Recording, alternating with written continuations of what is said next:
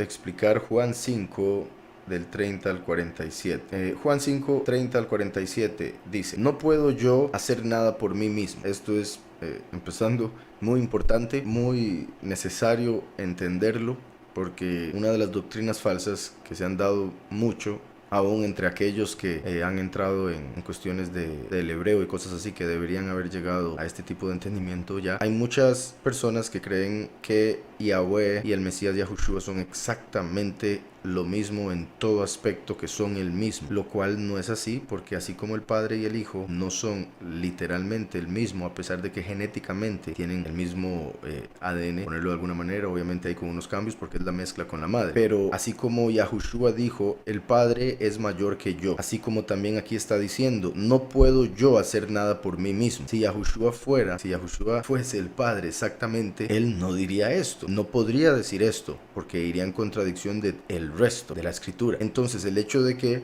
Yahushua diga esto es porque está revelando que aún él, que es la manifestación, la emanación del Padre, su imagen, su Hijo, su palabra, él, la palabra, por sí solo no puede hacer nada si no está conectado al Padre, a la mente de la cual sale esa palabra a través del pensamiento, que es el Espíritu. Entonces, no puedo yo hacer nada por mí mismo. Según oigo, así juzgo. Según oye del Padre a través del Espíritu, así juzga a las personas, juzga la Torá, la Escritura, la interpretación, el qué hacer, etc. Pero entonces, vuelvo y repito, espero quede claro, Yahushua es el mensajero del Padre. Por eso es la representación completa del Padre, y le dijo a Filipo, si me has visto a mí, has visto al Padre, porque Yahushua es la imagen del Padre. Cuando Yahweh dijo, hagamos al hombre a imagen y semejanza, se refería a hacerlo como Mashiach, como el Mesías, según la imagen y semejanza del Padre. Entonces, Yahushua también dijo, yo soy el camino.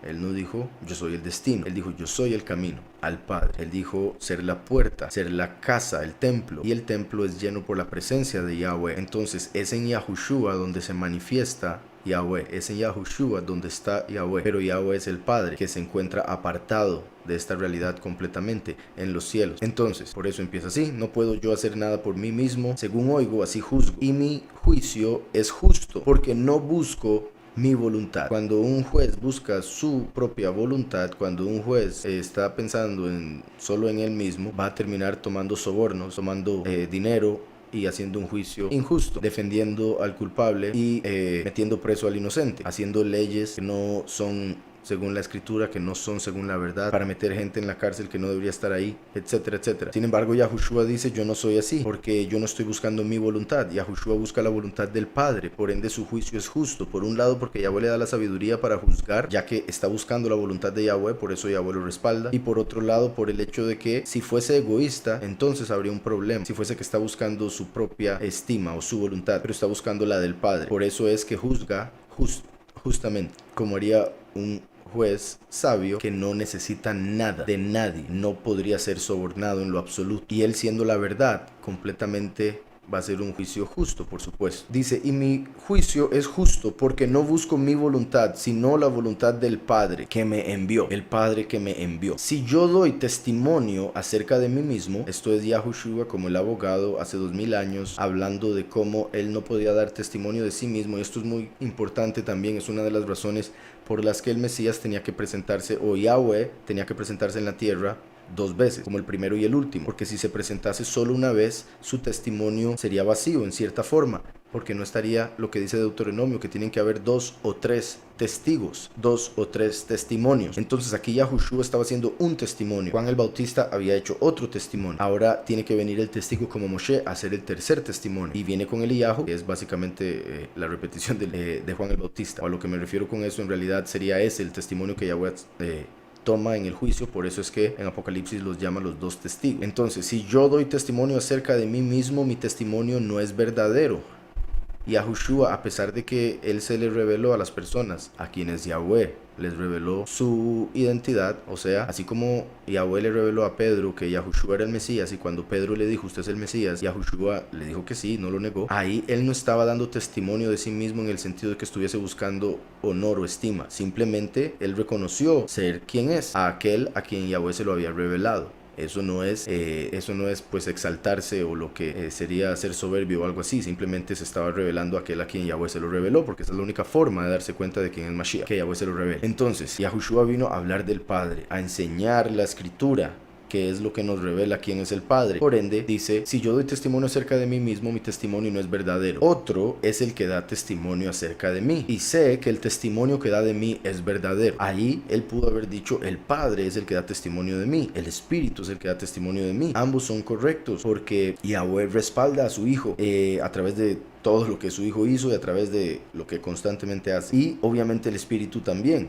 que vino a este mundo y a nosotros a través de él. Entonces, ya solo eso serían dos interpretaciones, claramente se puede ver como lo mismo, pero también mi punto era que no puso algo específico, nada más dijo, otro es el que da testimonio acerca de mí, porque está hablando, como ya dije, que se necesitaba al primero y al último, el testimonio de dos, en dos tiempos diferentes, el primero y el último, hace 2000 años y ahora en estos tiempos finales. Por eso Yahushua dice, si yo viniese a hablar de mí, esto sería vacío, el testimonio no serviría, no sería verdadero, sería egocentrista. Entonces Yahushua vino a dar testimonio del Padre. Ahora el Padre se presenta como el último a dar testimonio del Hijo, de Yahushua. Por eso Yahushua dice, yo no doy testimonio de mí, es otro el que da testimonio de mí. ¿Quién?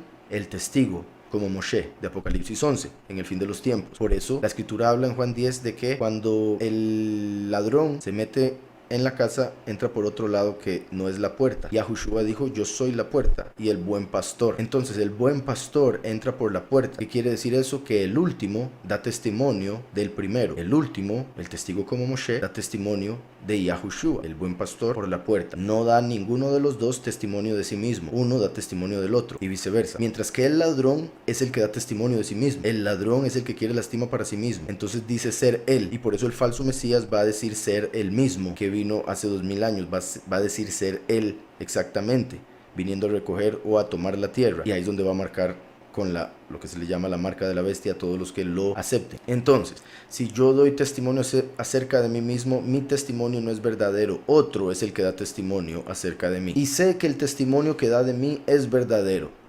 Vosotros enviasteis mensajeros a Yahuhanán, a Juan el Bautista, a Eliyahu hace 2000 años, y él dio testimonio de la verdad, mencionándolo como testigo, igualmente que, repito, testigo como Moshe en el fin de los tiempos. Pero yo no recibo testimonio de hombre alguno. Yo no recibo testimonio de hombre alguno. Sin embargo, y esto es porque es el Padre, es el Espíritu y es su manifestación. Y por si algo también, ahí diría, no recibo testimonio de Adam o de Enosh en hebreo. Y recordemos que el último es el Ben Adam, es el hijo de hombre. Entonces, dice, pero yo no recibo testimonio de hombre alguno. Sin embargo, digo esto para que vosotros seáis salvos. Digo esto para que vosotros seáis salvos. Entonces, básicamente les está diciendo que no les está diciendo nada de eso para que lo honren o para que crean que está dando testimonio de sí mismo. Él no está buscando que nadie hable de él por honrarse a sí mismo o por enaltecerse. Él está buscando que se conozca al Padre a través de lo que él vino a hacer. Pero yo no recibo testimonio de hombre alguno. Sin embargo, digo esto para que vosotros seáis salvos. Él era antorcha que ardía y alumbraba, refiriéndose a Juan el Bautista. Él era antorcha que ardía y alumbraba. Como yo ya he explicado, y bueno, espero no tomarme demasiado tiempo con esto, porque sí es muy bueno y sí quiero explicarlo bien. Como ya lo he mencionado en otros momentos, la escritura nos revela que en el tiempo en el que Yahushua y Juan el Bautista se presentaron en la tierra, hubo 6 meses entre el uno y el otro. 6 meses es la separación entre una mitad, dos mitades del año, de 6 y 6 meses. El primer mes, Aviv, es las fiestas primeras. El mes séptimo son las fiestas últimas, entonces tienen una conexión con la venida de Juan el Bautista y de Yahushua. Ahora, cuando Juan el Bautista vino, él era de la parte o de la dispensación, como me gusta ponerlo, anterior. Con eso me refiero al tiempo en el que Yahweh estaba actuando a través de la ley y los profetas. Juan el Bautista vino a ser el último profeta de ese tiempo, vino a ser el último de ese tiempo. Como dijo Yahushua, de los nacidos de mujer no hay ninguno más grande que Juan el Bautista, pero de cierto os digo que el más pequeño en el reino de Yahweh será más grande que Juan el Bautista, y el reino de Yahweh vino a ser ofrecido por Yahushua con su sangre. Entonces Yahushua estaba diciendo que a partir de él, el que creyese en él sería más grande que el hombre más grande del tiempo de antes de él, yendo para atrás a partir de Juan el Bautista. Entonces Juan el Bautista y Yahushua, a pesar de que vinieron en un tiempo similar, representan dos mundos diferentes, la letra y el espíritu.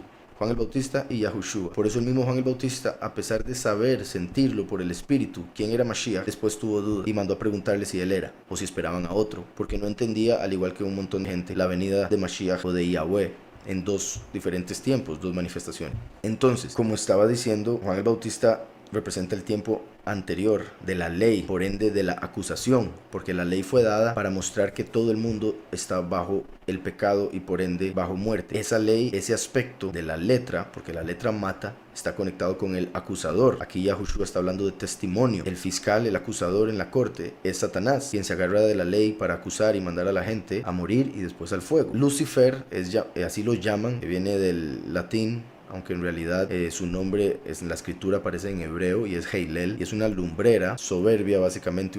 Hay varias formas de traducirlo, pero es como una lumbrera que alaba, pero que es soberbia y tonta, y por eso se dejó llevar por su belleza, su luz, y terminó cayendo. En Isaías 14, que es donde se le llama Heilel, se le dice que es la lumbrera de la mañana, hijo de la mañana, refiriéndose a la mañana en la que todavía está oscuro, pero se conecta con el sol que sale en la mañana como hijo de la madrugada, refiriéndose a Lucifer como el sol de este mundo, puesto que Mashiach es el sol del mundo que viene, el sol de justicia, Malaquías 4:2. Entonces, Lucifer, representado por el sol de este mundo, por eso las diferentes religiones de este mundo adoran al sol o algún otro conectado después con el sol.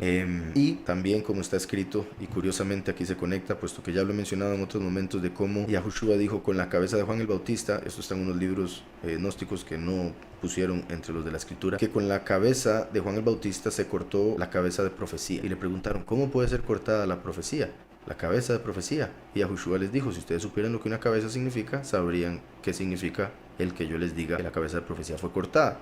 Una cabeza es un líder, como lo vemos en Apocalipsis, explicado como las cabezas de la bestia, por ejemplo. Es un líder en los cielos, eso quiere decir un ángel. El ángel que estaba a cargo de la profecía, o sea, de traer la palabra a este mundo, era el poderoso de este mundo, quien se le quitó el trabajo. Por eso, cuando le cortaron la cabeza a Juan el Bautista, representaba que le estaban cortando la cabeza a Lucifer, quien estaba a cargo, repito, de lo que tiene que ver con el tiempo anterior, porque como está escrito, desde Adán hasta Moshe reinó la muerte, eso está conectado con Samael. Desde Moshe hasta Juan el Bautista reinó la ley, eso está conectado con el acusador, y a partir de Yahushua reina el favor y la verdad. Entonces, expliqué todo eso porque, como dije, Lucifer se le llama así, quiere decir el que lleva la luz, como la lumbrera que lleva luz. Curioso que aquí diga Yahushua refiriéndose a Juan el Bautista, él era antorcha que ardía y alumbraba. Él era antorcha que ardía y alumbraba. Y vosotros quisisteis regocijaros por un tiempo en su luz. Por un tiempo, porque era una luz temporal. Vosotros quisisteis regocijaros en su luz, como si fueran los que buscaban a Yahweh,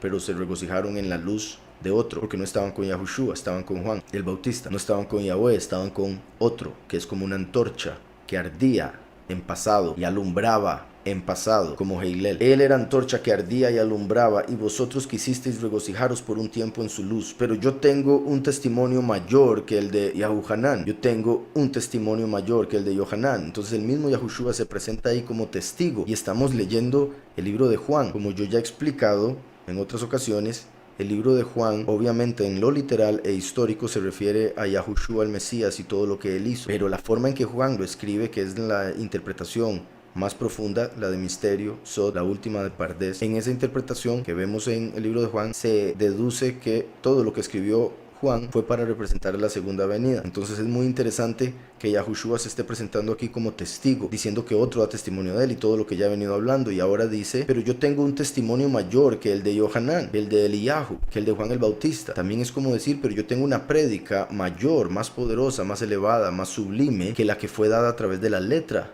por un ángel, siendo Yahushua el Hijo. Pero yo tengo un testimonio mayor que el de Yohanan. Las obras que el Padre me dio para que cumpliera, las obras que el Padre me dio para que cumpliera, las mismas obras que yo hago, dan testimonio de mí. Las mismas cosas que Yahushua hace, dan testimonio de él, de que él, dice, de que el Padre me ha enviado. Las obras que el Padre me dio para que cumpliera, las mismas obras que yo hago, dan testimonio de mí, de que el Padre me ha enviado. También el Padre que me envió ha dado testimonio de mí. Como decía, lo da a través de el respaldo y cuando se presenta en la segunda venida como el último. Nunca habéis oído su voz, ni habéis visto su aspecto. Obviamente en pasado, porque ahí también, vuelvo y repito, está representando que se va a volver a manifestar en el fin de los tiempos. Y también el hecho de que lo dice en pasado es porque está declarando que aquel a quien vieron en el monte Sinaí, aquel a quien vio en Peniel Jacob cuando peleó, aquel que vio Manoa, el papá de Sansón, y etcétera, etcétera, etcétera. Todos esos fueron ángeles, no fue Yahweh. La voz que oyeron en el monte Sinaí, que decía la voz de Elohim, la voz de Yahweh, no era la voz literalmente de Yahweh, era a través de un ángel que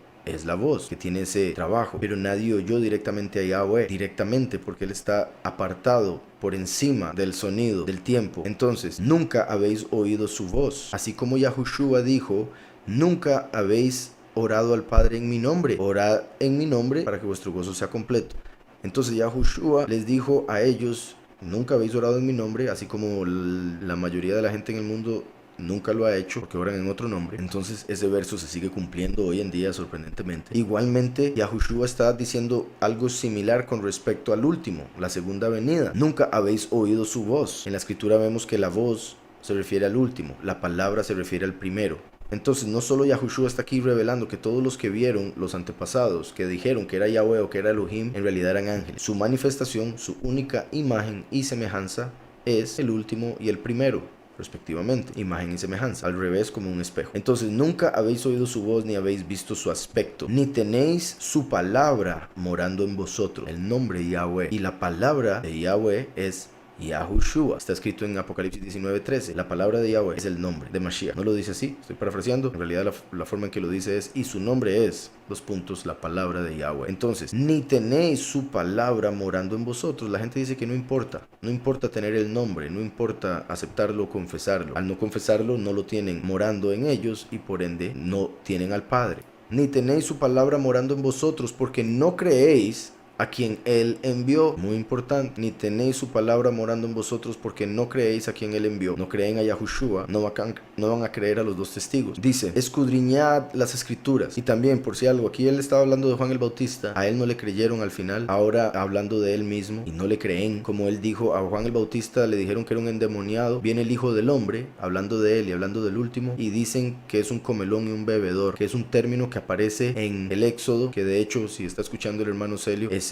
una pista también de que el Nuevo Testamento fue escrito en hebreo, puesto que Yahushua ahí claramente les estaba hablando en hebreo, porque les estaba diciendo exactamente lo que dice la escritura en Deuteronomio, del hijo bebedor y comelón. Entonces Yahushua dijo eso porque eso van a decir también del último, que viene como ladrón en la noche. Entonces dice aquí, ni tenéis su palabra morando en vosotros porque no creéis a quien él envió. No le creyeron a Mashiach, no le van a creer a los dos testigos por montones de razones, por apariencias, porque vienen vestidos de ropas ásperas, no lo que espera la gente, ropas suaves como los que están en los palacios y con ropa de mucho dinero y como el Papa y esa gente. No les van a creer porque su prédica es fuego, no es agua como la de Yahushua, que fue misericordia, y aún así Yahushua dijo que vino a traer división. Aún así Yahushua entró en el templo y volcó las mesas y él vino a traer misericordia. El último viene a traer fuego. No van a creer en los dos testigos porque van a decir la verdadera doctrina, la cual es completamente diferente a todas las doctrinas del mundo, en las cuales se encuentran todas las personas,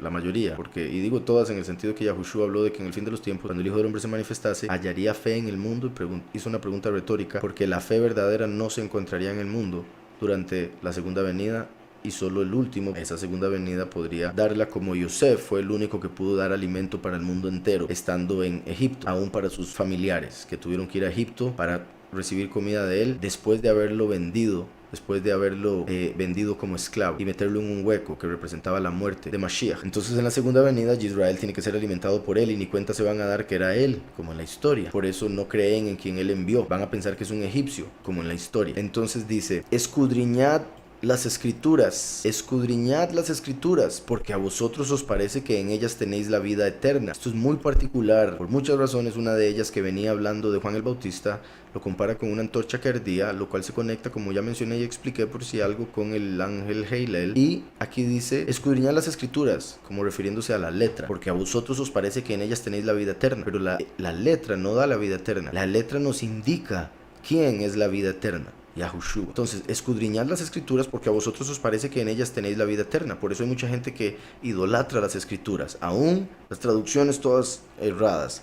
La tienen en la casa abierta en Salmo 23, nunca la tocan, toda llena de polvo, nunca la leen y piensan que ya la escritura está cubriendo la casa, que ya por tener la Biblia abierta nada va a pasar o va a ser prosperado el hogar y los demonios se van a ir. No es así como funciona, hay que leerla. La espada tirada o puesta en la vaina no funciona para nada, hay que darle uso, hay que estudiarla. Entonces, escudriñad las escrituras porque a vosotros os parece que en ellas tenéis la vida eterna. Y aquí está hablando a judíos que sí escudriñaban las escrituras, ¿verdad? Porque ahora está hablando de personas que tienen la Biblia y ni siquiera la usan, piensan que ya el libro mismo protege o va a dar vida eterna, pero los judíos escudriñan a fondo, pero piensan que es el escudriñar lo que les va a dar la vida eterna, en vez de entender que escudriñar es lo que nos debe llevar a conocer a Yahushua como el Salvador, la vida eterna. Entonces, escudriñad las escrituras porque a vosotros os parece que en ellas tenéis la vida eterna, y ellas son las que dan testimonio de mí. Entonces, qué perfecto que esté diciendo las escrituras son las que dan testimonio de él, después de haber dicho es el Padre el que da testimonio de él, es otro el que da testimonio de él, testigo como Moshe, es las escrituras, y el testigo como Moshe es como las escrituras en carne,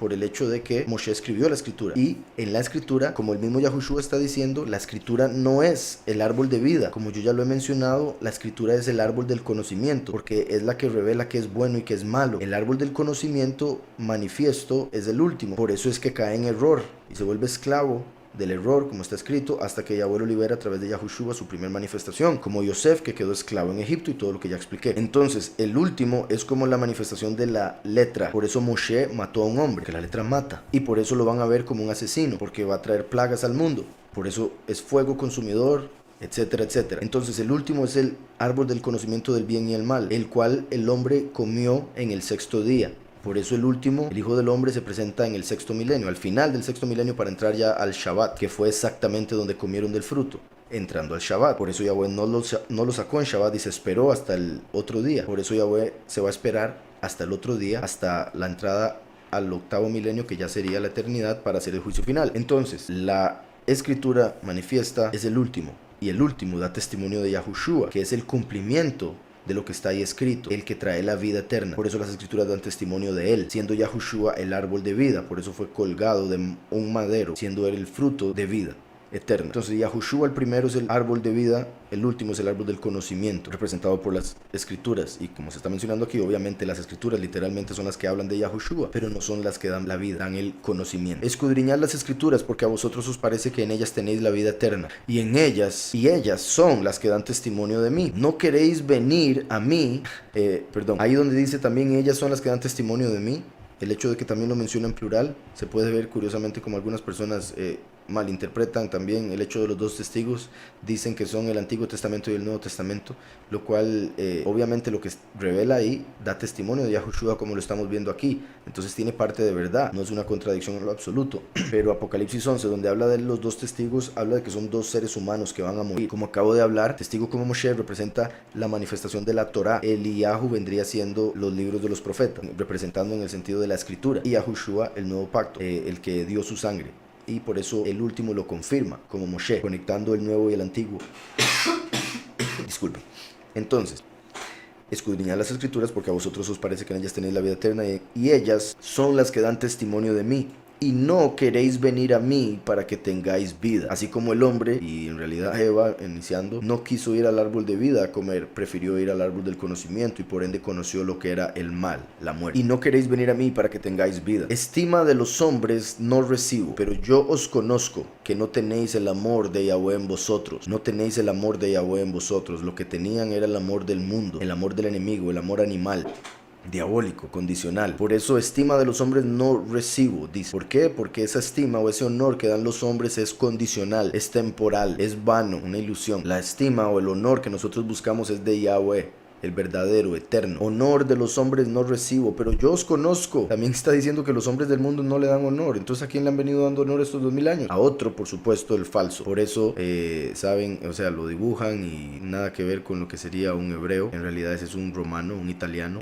Dice, estima, honor de los hombres no recibo, pero yo os conozco que no tenéis el amor de Yahweh en vosotros. Yo he venido en nombre de mi Padre. Yo he venido en nombre de mi Padre, no solo representándolo, enviado para dar el mensaje de, sino que con el nombre de su Padre, porque en el mismo nombre del Mesías está el nombre del Padre, Yahushua, Yahweh salva. Yahweh es salvación. Yahushua. Por eso dice, yo he venido en nombre de mi Padre. Así como un papá es normal que le ponga su propio nombre a su hijo, a su primogénito, normalmente, como Yahushua, el unigénito del Padre, que se convierte en primogénito cuando se manifiesta como el último. Yo he venido en nombre de mi Padre y no me recibéis. Si otro viniera en su propio nombre, a ese recibiríais. Lo que decía ahora, Yahushua dijo, yo no doy testimonio de mí porque sería vacío. Pero cuando uno da testimonio de sí mismo, ese sí van a aceptar. Cuando alguien venga diciendo que él es, a ese sí van a recibir. También Yahushua está diciendo, yo vengo en nombre de mi Padre y no me reciben. Pero cuando uno venga con su propio nombre, cuando uno venga hablando de sí mismo, de parte de sí mismo, dándose honor a sí mismo, dando testimonio de sí mismo y usando un nombre que no tiene nada que ver con Yahweh, como los nombres que adoran hoy en día, que no tienen que ver con Yahweh, no empiezan con Yahu.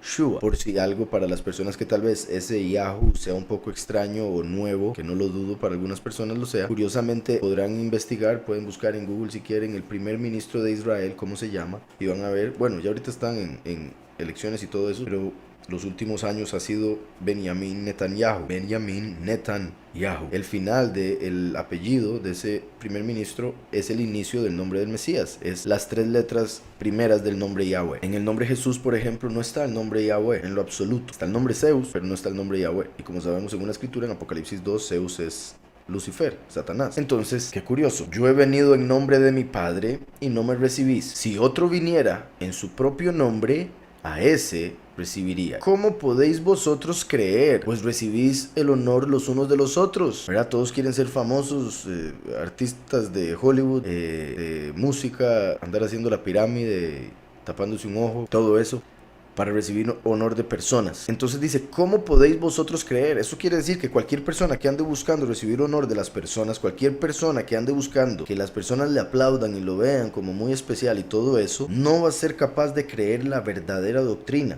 Va a poder creer cualquier cosa que quiera creer, aún el hecho de que todo el mundo tiene que prestar atención y todo eso que acabo de mencionar, como el que camina por la alfombra roja y todo eso y firma autógrafos. Entonces, ¿cómo podéis vosotros creer? Y no solo estoy hablando de esas personas que andan en la alfombra roja y firman autógrafos, sino todas las personas que desearían ser esas personas que andan firmando autógrafos y que todo el mundo les aplaude y les tomen fotos y todo eso. Yo puedo entender que pueda ser pues tentador para muchas personas el tener esa fama, al igual que fue tentador para Eva el árbol del fruto del conocimiento del bien y el mal. Algo que se veía bueno se convirtió en algo malo, como toda persona que vende su alma, literal y también metafóricamente, para poder ser famoso y se termina dando cuenta que lo que pensó que era bueno era un infierno, en este tiempo y en el otro. Entonces, ¿cómo podéis vosotros creer? Pues recibís el honor los unos de los otros y no buscáis la estima que viene del Elohim único, de Yahweh Echad, el único, el uno. No penséis que yo voy a acusaros delante del Padre. No penséis que yo voy a acusaros delante del Padre. Moshe, y aquí viene a cerrar lo que venía hablando, confirmando lo que decía de que Moshe es la letra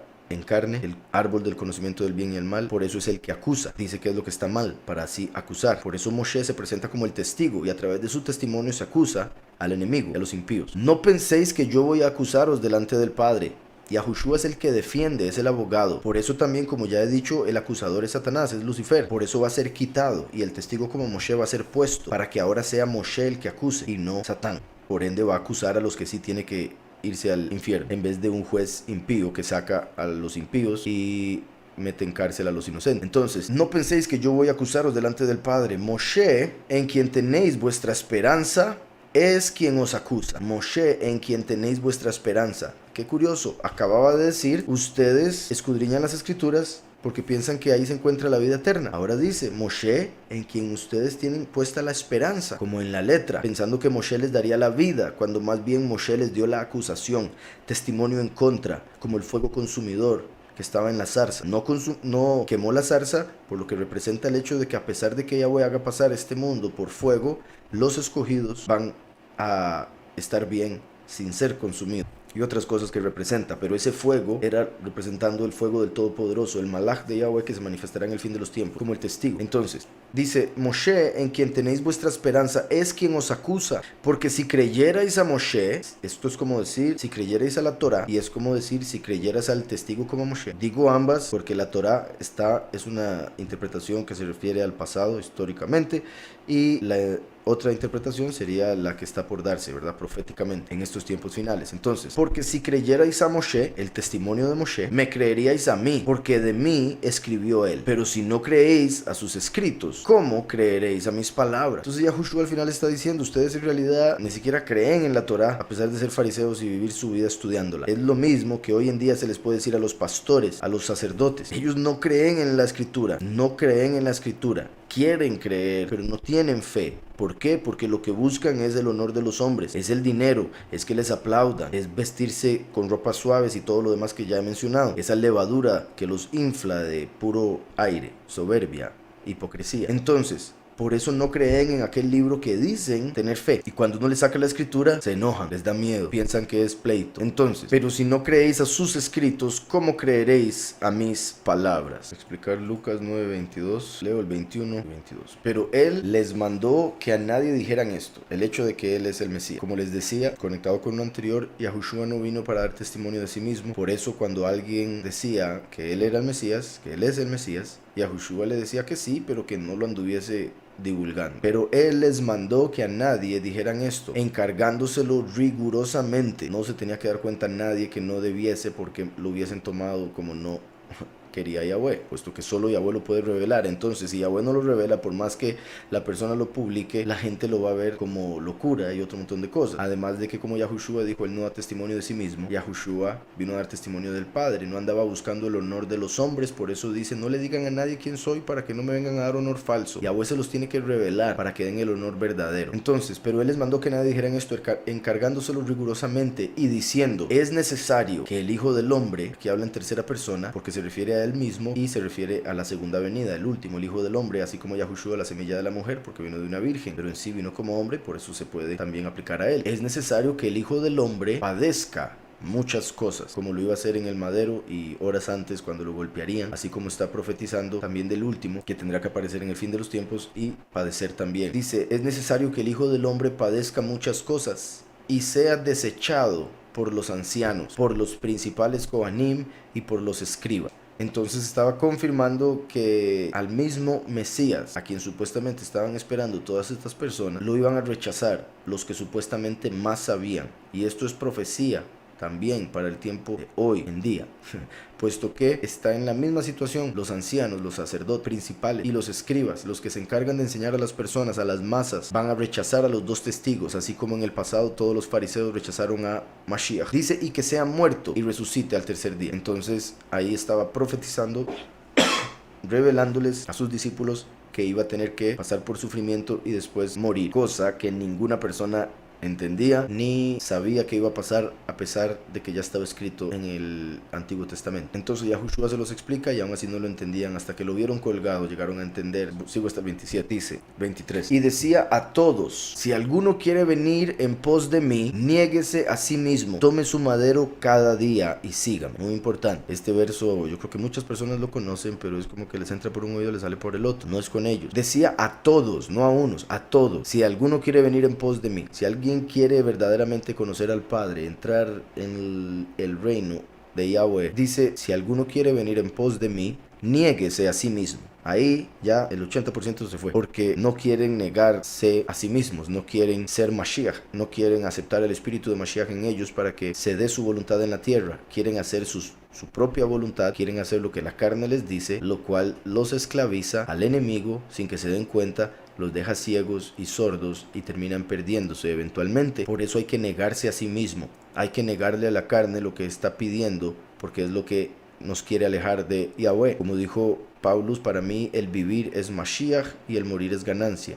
Al decir el vivir es Mashiach, quiere decir que Paulus se negaba a sí mismo para que Mashiach viviese en él y se llevase a cabo la voluntad de Yahweh, que era predicar las buenas nuevas del reino a los gentiles a través de Pablo. Si alguno quiere venir en pos de mí, niéguese a sí mismo, tome su madero cada día y sígame. O sea, sacrifique algo cada día y sígame. Y eso no quiere decir, obviamente, lo que entendería un judío, sacrificio de un animal, tampoco quiere decir lo que tal vez entendería un cristiano o un católico, de sufra cada día un poquito. No, tampoco el hecho de deshágase de una posesión material cada día, tampoco está diciendo eso. aunque obviamente debemos estar desprendidos de lo material, aquí el sacrificio o el madero al que se refiere es la voluntad de Yahweh, cumplir sus mandamientos, lo cual nos va a llevar a sacrificar la carne cada día cuando la carne nos pida cosas que no debemos darle. Entonces así, ese día cuando no hicimos lo que la carne nos dijo, sacrificamos la carne, cargamos el madero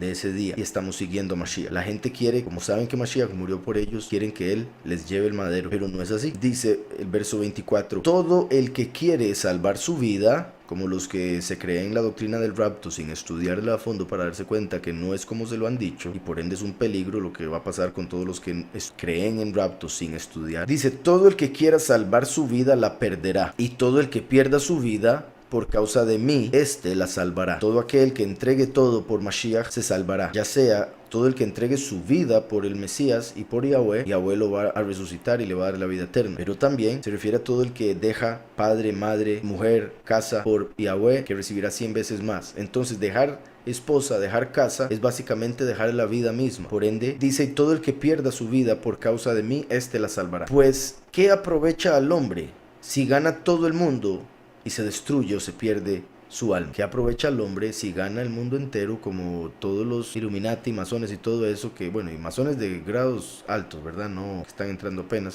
grado 33 y todo eso, que venden su alma al diablo para tener poder en este mundo, tener autoridad, los que quieren tener dinero y fama, repito. ¿De qué les aprovecha ganarse el mundo entero, que toda la gente del mundo los ame y diga sus nombres y les aplauda y diga, ay, pero es que son tan buenos sin conocerlo? Todo eso, ¿de qué sirve si después de unos 80, 90, 100 años si quiere vivir, que Lucifer le dé 1000 años si quiere, si después de esos años que se pasan tan rápido, más hoy en día, la persona se va al infierno? ¿De qué le sirve? Mejor vivir una vida humilde, apartado, calmado, y después recibir la recompensa del Padre, que es eterna y no se compara con lo que se pueda recibir en este mundo. ¿Qué aprovecha el hombre si gana todo el mundo y se destruye o se pierde su alma? Porque el que se avergüence de mí, como las personas que dicen, uy, qué vergüenza orar en público, qué vergüenza que lo oigan hablando del Mesías, qué vergüenza que lo oigan hablando de las Escrituras, o peor, los cristianos que dicen que creen en él, pero cuando se les revela el nombre dicen, uy, qué vergüenza decir ese nombre, qué vergüenza ese nombre. Yo voy a seguir diciendo el falso, aquel del que viene en su propio nombre. Dice, porque el que se avergüence de mí y de mis palabras. Hay gente que le molesta,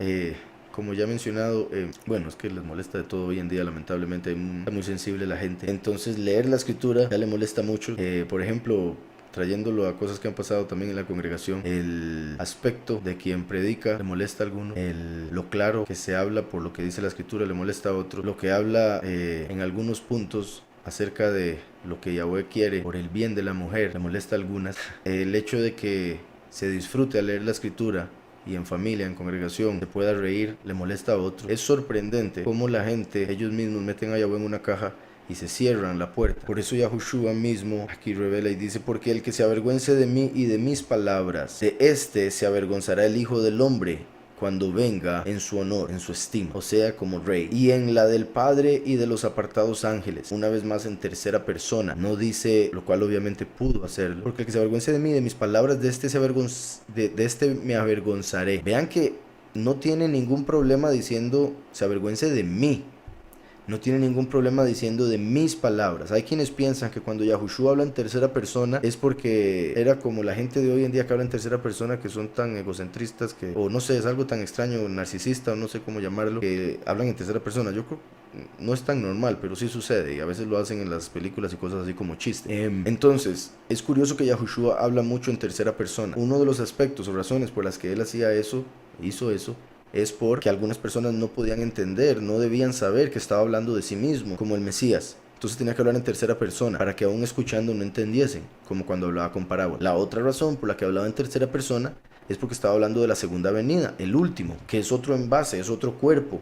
Mientras Yahushua está en los cielos, a la derecha del Padre se manifiesta el último, por eso habla en tercera persona. Como cuando Yahushua estuvo estando en la tierra, en Juan 3:13, y dice que el Hijo del Hombre está en los cielos. Entonces, ¿cómo es que él estando en la tierra dice que el Hijo del Hombre está en los cielos?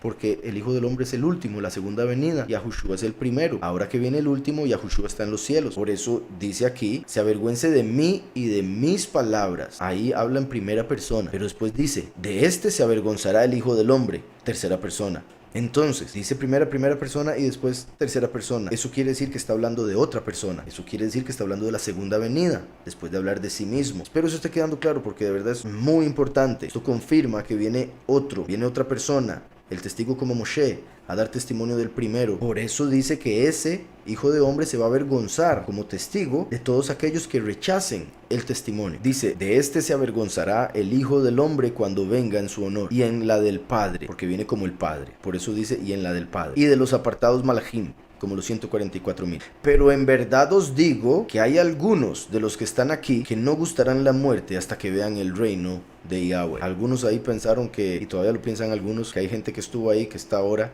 esperando el fin de los tiempos, porque no entienden que el reino de Yahweh, como el mismo Yahushua dijo, ya está entre nosotros. El hecho de que Yahushua murió y resucitó, eso fue el reino dado, revelado, pero solo se podía ver con ojos espirituales. Se puede ver con ojos espirituales. Por eso es que ahora Yahweh nos tiene que dar el cuerpo nuevo, para poder recibir y entender y ver todo como Yahweh lo planeó desde el principio. Otra forma de entenderlo también es el hecho de que muchos que estuvieron ahí escuchando eso estarían en el fin de los tiempos y recibirían la salvación, por ende no experimentarían muerte hasta ver con sus ojos ya literales el reino que sería establecido durante los últimos 7 años de la historia, que vienen muy pronto. Entonces, pero en verdad os digo que hay algunos de los que están aquí que no gustarán la muerte hasta que vean el reino de Yahweh. Los discípulos, los apóstoles, todos ellos estuvieron presentes cuando Yahushua resucitó y se les manifestó. Ellos ahí entonces vieron el reino de Yahweh, puesto que lo vieron resucitado, vieron la vida eterna. Entonces, espero eso haya quedado claro.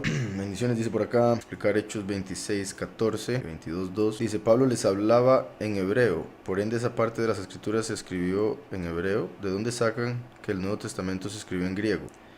Vamos a ir a leer. Bueno, me imagino que no es necesario leerlo, puesto que ya mencionó en el comentario lo que sucede, pero leo rápidamente para los escuchas. Hechos 26:14.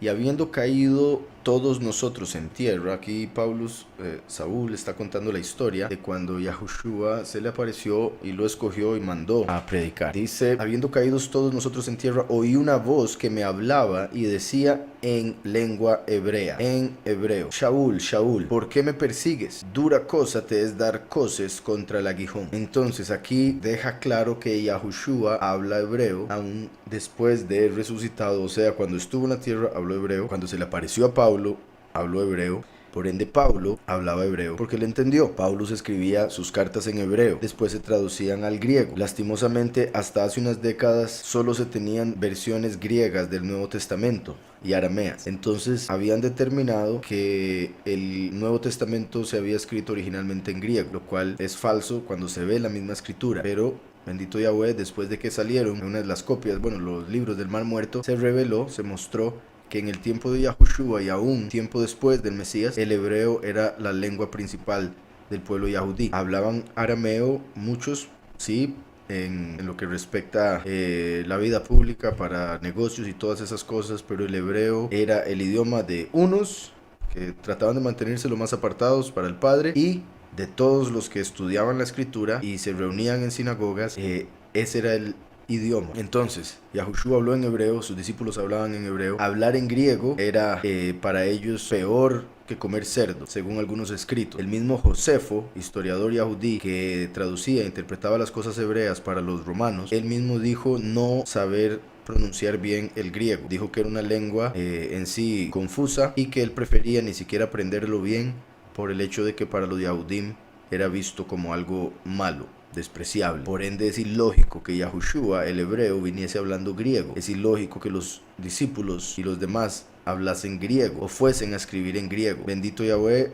Acabo de terminar de leer un libro al respecto y salían varias cosas mostrando y diciendo de citas de libros diferentes. Montones de personas, estudiosos del idiomas y de la escritura y de otras cosas, escritos también de católicos, Vaticano y demás, donde aparece que el Nuevo Testamento originalmente fue escrito en hebreo, pero después se tradujo al arameo y al griego. Los que creen que fue escrito en griego son quienes, repito, no se han vuelto a informar, me imagino, los que no han estudiado más a fondo, y los que siguen lo primero que les dicen, porque eso es lo más común que se oiga, principalmente lastimosamente por los teólogos y por ende pastores. Pero la carta a los hebreos es claro que habría sido escrita en hebreo, porque era para hebreo, escrita por un hebreo. Se dice que la escribió Pablo y la tradujo Lucas. Se sabe que el libro de Mateo fue escrito en hebreo originalmente y después se llegó a saber que los otros evangelios también.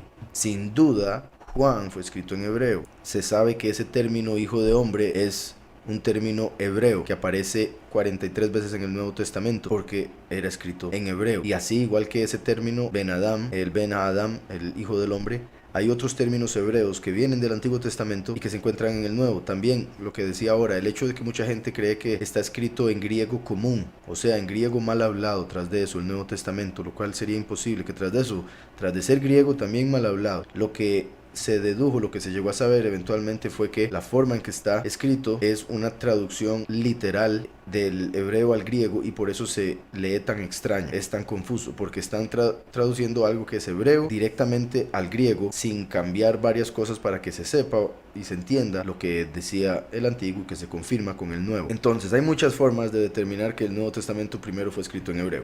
Entonces decía, ¿de dónde sacan que el Nuevo Testamento se escribe en griego? Como dije, es por lo que decían hasta cierto tiempo y lo que los teólogos lamentablemente enseñan. Solo una pregunta, la escritura dice que Yahweh no comparte su honor con nadie. ¿Me puedes quitar esa duda, por favor? Por eso puede ser que Yahushua es nuestro Melech y Yahweh es el Elohim Echad. No entendí esa segunda parte, pero en realidad eso que usted dice no es exactamente así. Eso es algo que viene del cristianismo, claramente que no entiende. Yahweh lo que dice es que él no comparte su estima con nadie más. Con nadie más. Al decir con nadie más, se refiere a que sí la comparte con alguien y nada más con esa persona. Y esa persona obviamente se puede ver como Mashiach, pero en el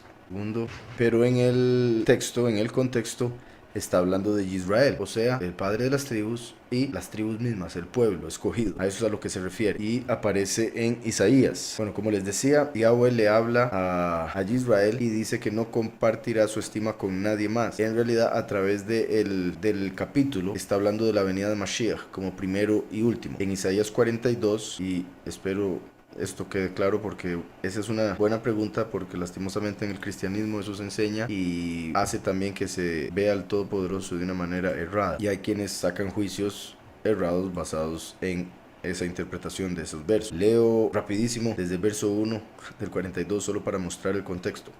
Dice, este es mi siervo, yo lo sostendré. Ahí está hablando del último, por eso empieza diciendo siervo, no dice hijo aún, porque lo convierte en hijo a través de Yahushua. Este es mi siervo, porque viene como Yosef, que fue siervo en Egipto. Este es mi siervo, yo lo sostendré, mi escogido, en quien mi alma, o sea, en quien Yahushua tiene contentamiento. Por eso es el amado, como David. La raíz de David es Yahushua y el renuevo de David es el último, el escogido, de quien está hablando aquí. Dice, he puesto sobre él mi espíritu, él traerá justicia a las naciones. Yahushua trajo el favor, el perdón a Israel, el pueblo. El último traerá justicia a las naciones, los pueblos. Dice, no gritará, no alzará su voz, ni la hará oír en las calles. El último, cuando se manifiesta, no va a andar en las calles gritando y predicando en las calles como hacen muchos. Lo va a hacer de una manera diferente. No va a andar gritándole a la gente, va a predicar a sus ovejas en Shalom. De hecho, todo este capítulo es muy poderoso y ahorita obviamente no lo voy a leer todo porque el punto es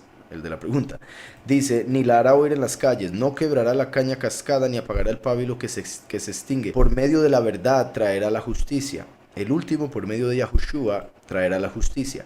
No se cansará ni desmayará hasta que establezca en la tierra justicia. Las costas esperan su ley. Así dice Yahweh Elohim, creador de los cielos y el que los despliega, el que extiende la tierra y sus productos, el que da aliento al pueblo que mora en ella y espíritu a los que por ella caminan. Y aquí viene, yo Yahweh te he llamado en justicia y te sostendré por la mano. Está hablando al último. Yo Yahweh te he llamado en justicia y te sostendré por la mano. Te guardaré y te pondré por pacto al pueblo. Yahushua vino y dijo, esta es la sangre del nuevo pacto que es derramada por los muchos. El último viene y confirma el pacto. El primero y el último se hacen uno, como lo muestra Ezequiel 37 y otros capítulos de la escritura. Te guardaré y te pondré por pacto al pueblo, por luz de las naciones, para que abras los ojos de los ciegos, como hizo Yahushua literalmente, y el último lo hace espiritualmente, para que saques de la cárcel a los presos, igual como lo acabo de mencionar, y de casas de prisión a los que moran en tinieblas, los que no entienden la verdad. Yo, Yahweh, este es mi nombre, a ningún otro daré mi estima. ¿Qué está diciendo ahí? Yo, Yahweh, este es mi nombre.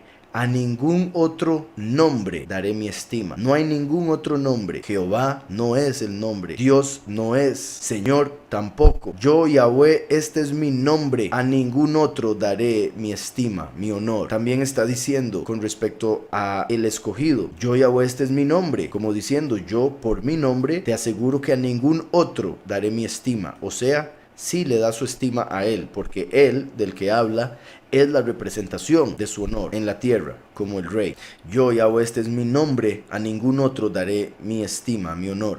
Ni a los ídolos mi alabanza. Los ídolos no deben recibir alabanza. Los que adoran ídolos están adorando a Satanás, están adorando demonios. Yahweh dice que él no da su honor a los ídolos. Entonces, así como dice, a ningún otro daré mi estima, ni a los ídolos mi alabanza, se puede ver como solo a Yahushua dará su estima, y al último su alabanza. O al revés, puesto que está escrito que Yahushua es digno de alabanza, y el último es quien trae la estima de Yahweh, como el rey. Entonces a ningún otro daré mi estima, solo al último, ni a los ídolos mi alabanza, solo a Yahushua, el primero. Y como ya dije, el primero y el último se hacen uno, entonces al final se refiere a la manifestación de Yahweh. He aquí, ya se cumplieron las cosas primeras, y yo anuncio cosas nuevas antes que salgan a la luz, yo os las haré saber. Koresh, Yahushua dijo, dejad que los muertos entierren a sus muertos. Se podría ver que es mejor evitar ir a una vela y a un entierro.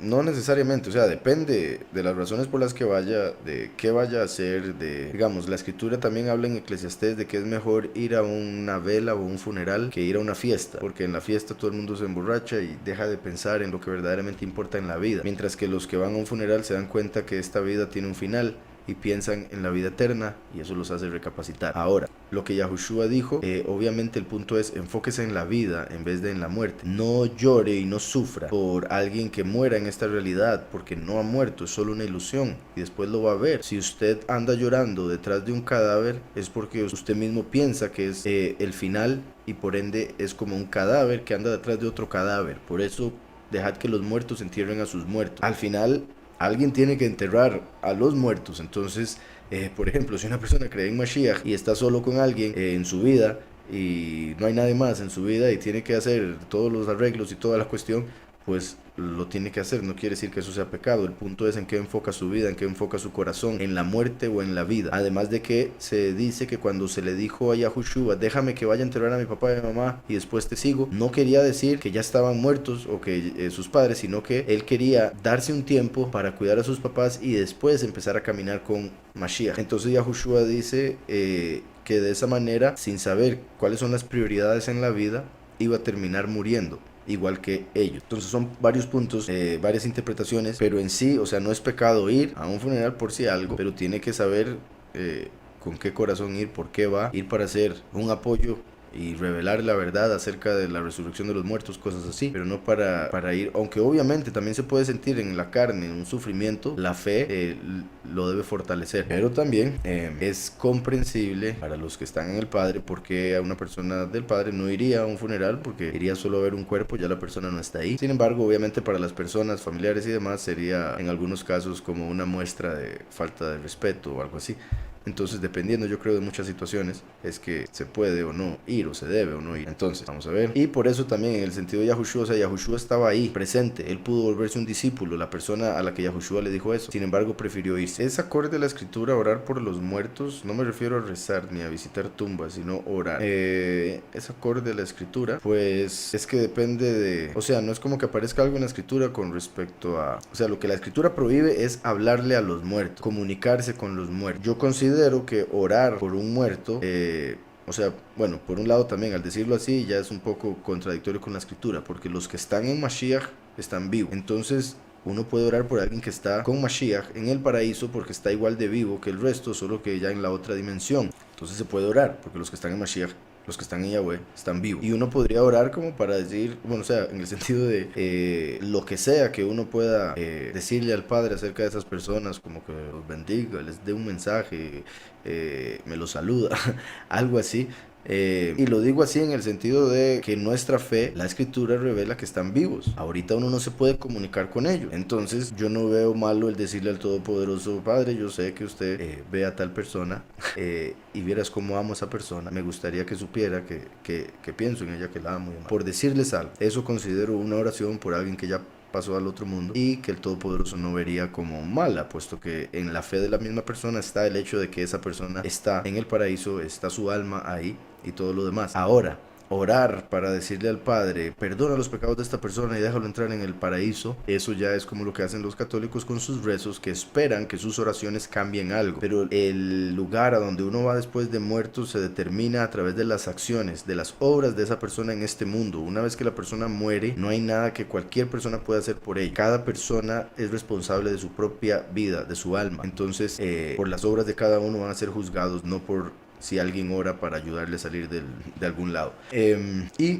Por otro lado, si uno no sabe a dónde está la persona porque la persona era un poco mal portada o algo así, pues por el hecho de que la escritura revela cosas como reencarnación, cosas que en el catolicismo y cristianismo se prohibieron y hoy en día las ven como malas, pero están en la escritura, una vez más yo le hablaría al Padre acerca del alma de tal persona para ver que su misericordia se manifieste o se dé para tal persona, pero sabiendo que Yahweh es el juez, sabiendo que a él no se le puede manipular ni nada de eso, y sabiendo que uno no se está comunicando con la persona que falleció, se está comunicando con el Todopoderoso, que todo lo sabe y que está presente en todas las realidades y por ende está también presente en la realidad en la que está esa alma, esa persona, en el Seol.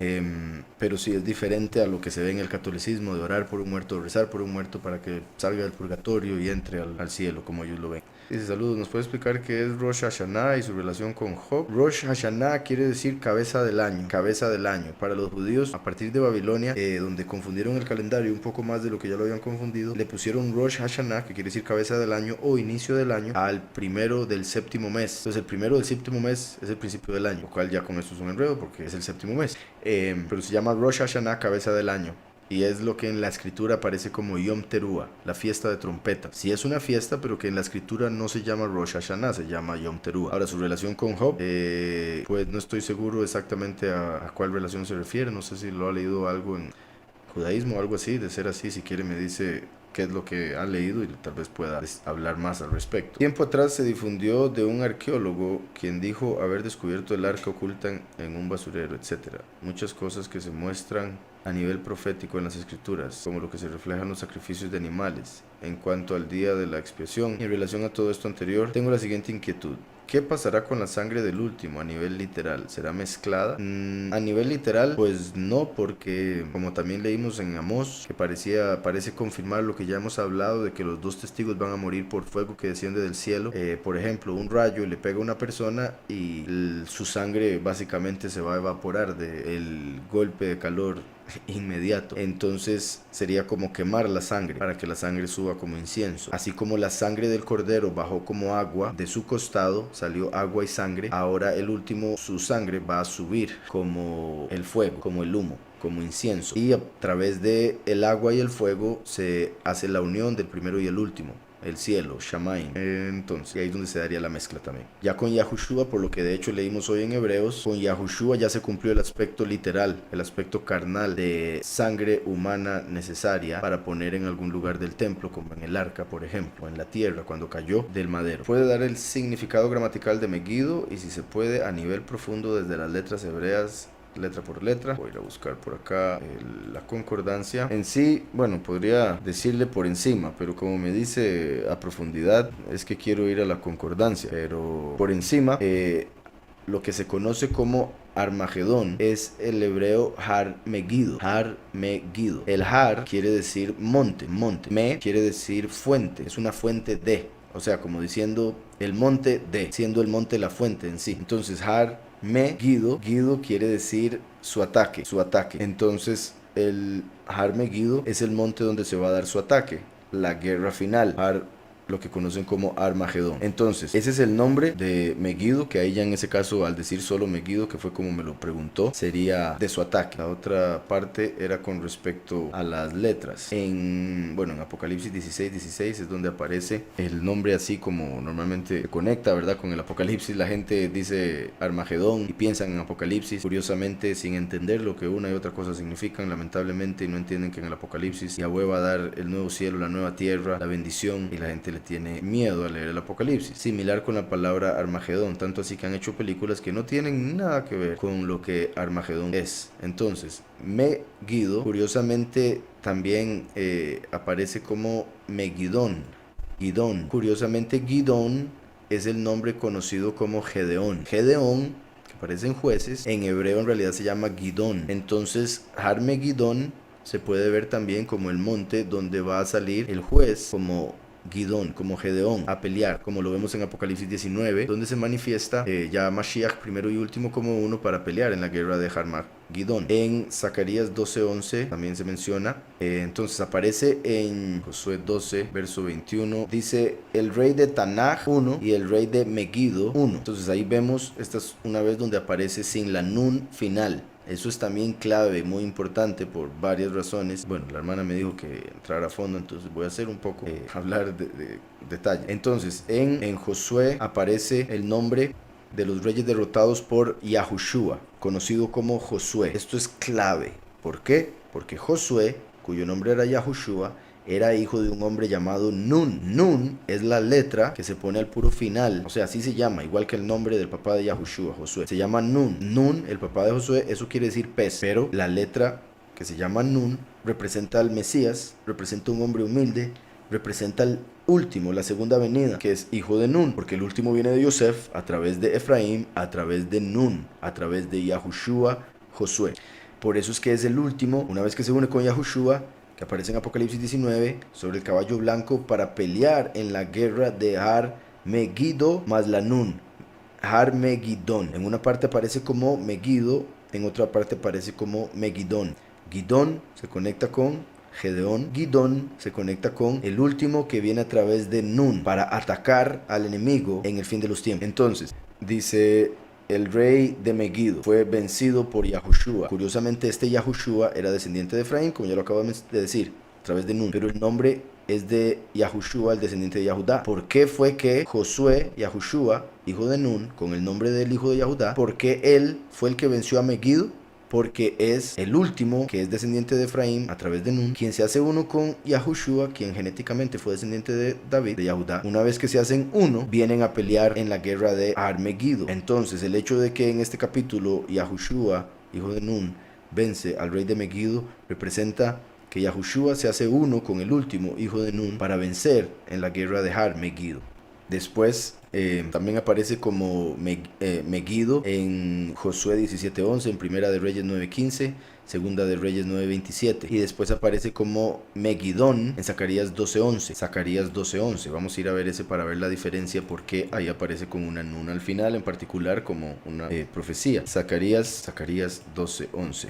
Dice el verso 11: en aquel día habrá gran llanto en Jerusalén, como el llanto de Hadad Rimón en el valle de Megidón. Y este capítulo, habla de cómo los muchos van a morir, y después de las plagas postreras viene la guerra de Megiddo. Curiosamente, aquí mismo dice: Yahweh librará las tiendas de Yahudá primero, como a los escogidos, en Sucot. Yahweh liberará las tiendas de los de Yahudá primero, para que la estima de la casa de David, como dijo Yahweh que no compartiría su estima con nadie más, para que la estima de la casa de David, el último, y del habitante de Jerusalén, los escogidos, no se engrandezca sobre Yahudá. En este caso, porque está hablando de Yahudá, a quien va a librar, y para que los habitantes de Jerusalén, en este caso habla de los que viven hoy en día literalmente en Jerusalén y piensan ser el pueblo escogido, pero dice: para que el habitante de Jerusalén no se engrandezca sobre Yahudá. En aquel día Yahweh defenderá al habitante de Jerusalén, el que entre ellos sea débil, en aquel tiempo será como David, y la casa de David será como Elohim. Entonces, los 144,000 serán como David, que es el último. Y ese grupo de gente, los 144,000, serán la representación de Yahweh en la tierra, porque serán su cuerpo, el templo. Y después dice: la casa de David será como Elohim, como el ángel de Yahweh que va delante de ellos. O sea, como el testigo, como Moshe, que va delante de ellos, el Malach, Micael. En aquel día yo procuraré destruir a todas las naciones que vengan contra Jerusalén. Y después continúa hablando, y es donde menciona lo de Megiddo. De hecho, voy a continuar un momento. Dice: pero sobre la casa de David y los habitantes de Jerusalén, la casa de David y los habitantes de Jerusalén, derramaré un espíritu de favor y de oración. Yahushua trajo el favor y Él es el intercesor. Por eso a través del último, como David, los 144,000, la casa de David, derramaré un espíritu de favor y de oración, el espíritu de Yahushua. Mirarán hacia mí, a quien traspasaron. Esto es en Zacarías 12, Antiguo Testamento, antes de que Yahushua fuese sacrificado, traspasado por clavos. Y aquí Yahweh dice, mirarán hacia mí, a quien traspasaron. Está hablando de la segunda venida. Van a ver al último sin reconocerlo. Mirarán hacia mí, a quien traspasaron, y llorarán como se llora por el hijo unigénito cuando se den las plagas, como cuando los egipcios lloraron por el primogénito que murió en la 10ª plaga. Así llorarán cuando las 10 plagas que predican los 2 testigos se den. Mirarán hacia mí, a quien traspasaron, y llorarán como se llora por el hijo unigénito, y se afligirán por él como se afligen por el primogénito. El unigénito es Yahushua el primero, el primogénito es el último, la segunda venida. Y ahí es donde dice, en aquel día, o sea, en el día de Yahweh, el milenio, cuando empiece, después del 6º sello, maten a los 2 testigos, resucitan, serán las 7 plagas postreras, y después vienen a pelear en la guerra de Armagedón. En aquel día habrá gran llanto en Jerusalén, como el llanto de Hadad Rimón en el valle de Megidón. Entonces, para ir cerrando con esta pregunta, Megidón, lo traducen como, ya les había dicho, lugar del ataque o lugar de las multitudes. Por eso es que se van a reunir ahí las naciones para luchar contra Yahweh y contra su ungido, diciendo, echemos de nosotros sus cuerdas y rompamos todas sus ligaduras. Entonces, ahora en lo que respecta letra por letra, para los que no entienden a qué se refiere con eso, la hermana que pregunta por eso, las letras hebreas tienen símbolos o representan diferentes cosas. De hecho, es a través de las letras que Yahweh hizo absolutamente todo. Es por eso que con las letras se escribe y se describe absolutamente todo lo que Yahweh creó, todo lo que existe. Por eso es que en hebreo palabra y objeto son la misma cosa, la misma palabra, davar. Entonces, en el hebreo, así como las letras tienen nombre, significado y número, es por eso que una palabra puede ser un número. Si sumamos los valores numéricos de cada letra, puede ser también una oración cuando unimos el significado de cada letra, lo que representa cada letra, y así vemos la esencia de esa palabra, siendo el hebreo el idioma apartado, el idioma celestial, el primer idioma. Entonces, letra por letra, Megidón, voy a agregar la nun final, sería la mem, la gimel, la dalet, la vav y la nun. La nun, como ya dije, representa a Mashiach, principalmente la segunda venida a través del último, a través de Nun, que es el último, quien se manifiesta en la segunda venida. Entonces, la Mem está conectado con agua, la fuente de vida, con Mashiach. La Gimel está conectada con movimiento, es un pie, es movimiento, es riqueza. La Dalet es una puerta. Yahushua dijo, yo soy la puerta. La Dalet es el número 4. La Vav es un hombre, es el hijo de hombre, y es un clavo, es algo que conecta. La Nun, como ya dije, representa Mashiach, entre otras cosas, representa una semilla, representa humildad. Entonces, letra por letra se puede ver como la fuente de vida en movimiento, o la fuente de vida vino como la puerta, y después como el hijo del hombre, descendió como Mashiach. Entonces se puede ver como la Dalet y la Vav como la unión del primero y el último. Curiosamente, la Dalet es el 4 y Yahushua vino en el 4º milenio. La Vav es la 6 y el último viene al final del 6º milenio para entrar al 7º. En ese cambio se manifiesta y predica por 3 años y medio. Entonces, Mashiach, quien vino como la puerta y después como el hijo del hombre, sería la semilla de vida de los escogidos. Se manifestaría humilde. También se puede ver como, entonces, Mashiach, agua de vida, quien dio el evangelio para los pies, como las sandalias, para los 4 ángulos de la tierra, para el ser humano, como una semilla de mostaza, que es la fe, que se convierte en el reino de Yahweh. Entonces, hay varias formas de verlo, como ya sabe la hermana Imazul, y espero esté apuntando esas 2 que mencioné, porque en alguna que otra repetiré uno que otro significado, claro está. Lo voy a decir un par de veces más, nada más, y continúo. Entonces voy a tratar de unir casi que todos los significados de cada letra. Sería entonces Mashiach, que es el agua de vida, la fuente, vino al mundo para convertirse en el evangelio que daría en el fin de los tiempos, el último, como los pasos de Mashiach, los últimos días, pasando a través de la puerta, o sea, dando testimonio de Yahushua, siendo el hijo del hombre, predicando de aquel que fue clavado al madero, como la semilla para los escogidos, como el trigo, como la semilla, como la viña que es Yahushua. También recuerden que Nun quiere decir pez, entonces se puede ver como el agua de vida, Mashiach, que vino como la puerta para hacer al hombre pescador de hombres. En el caso de, por el hecho de que es Megidón, estamos hablando también que esto se conecta con el fin de los tiempos y la guerra, se puede ver como la fuente donde se va a dar el movimiento de los que se encuentran en los cuatro ángulos de la tierra, quienes se unirán para traer algo nuevo, en el sentido de que a través de la destrucción de todos esos impíos que se van a levantar en contra de Yahweh, Yahweh va a traer el milenio apartado de Shalom en la tierra, y después el nuevo cielo y la nueva tierra.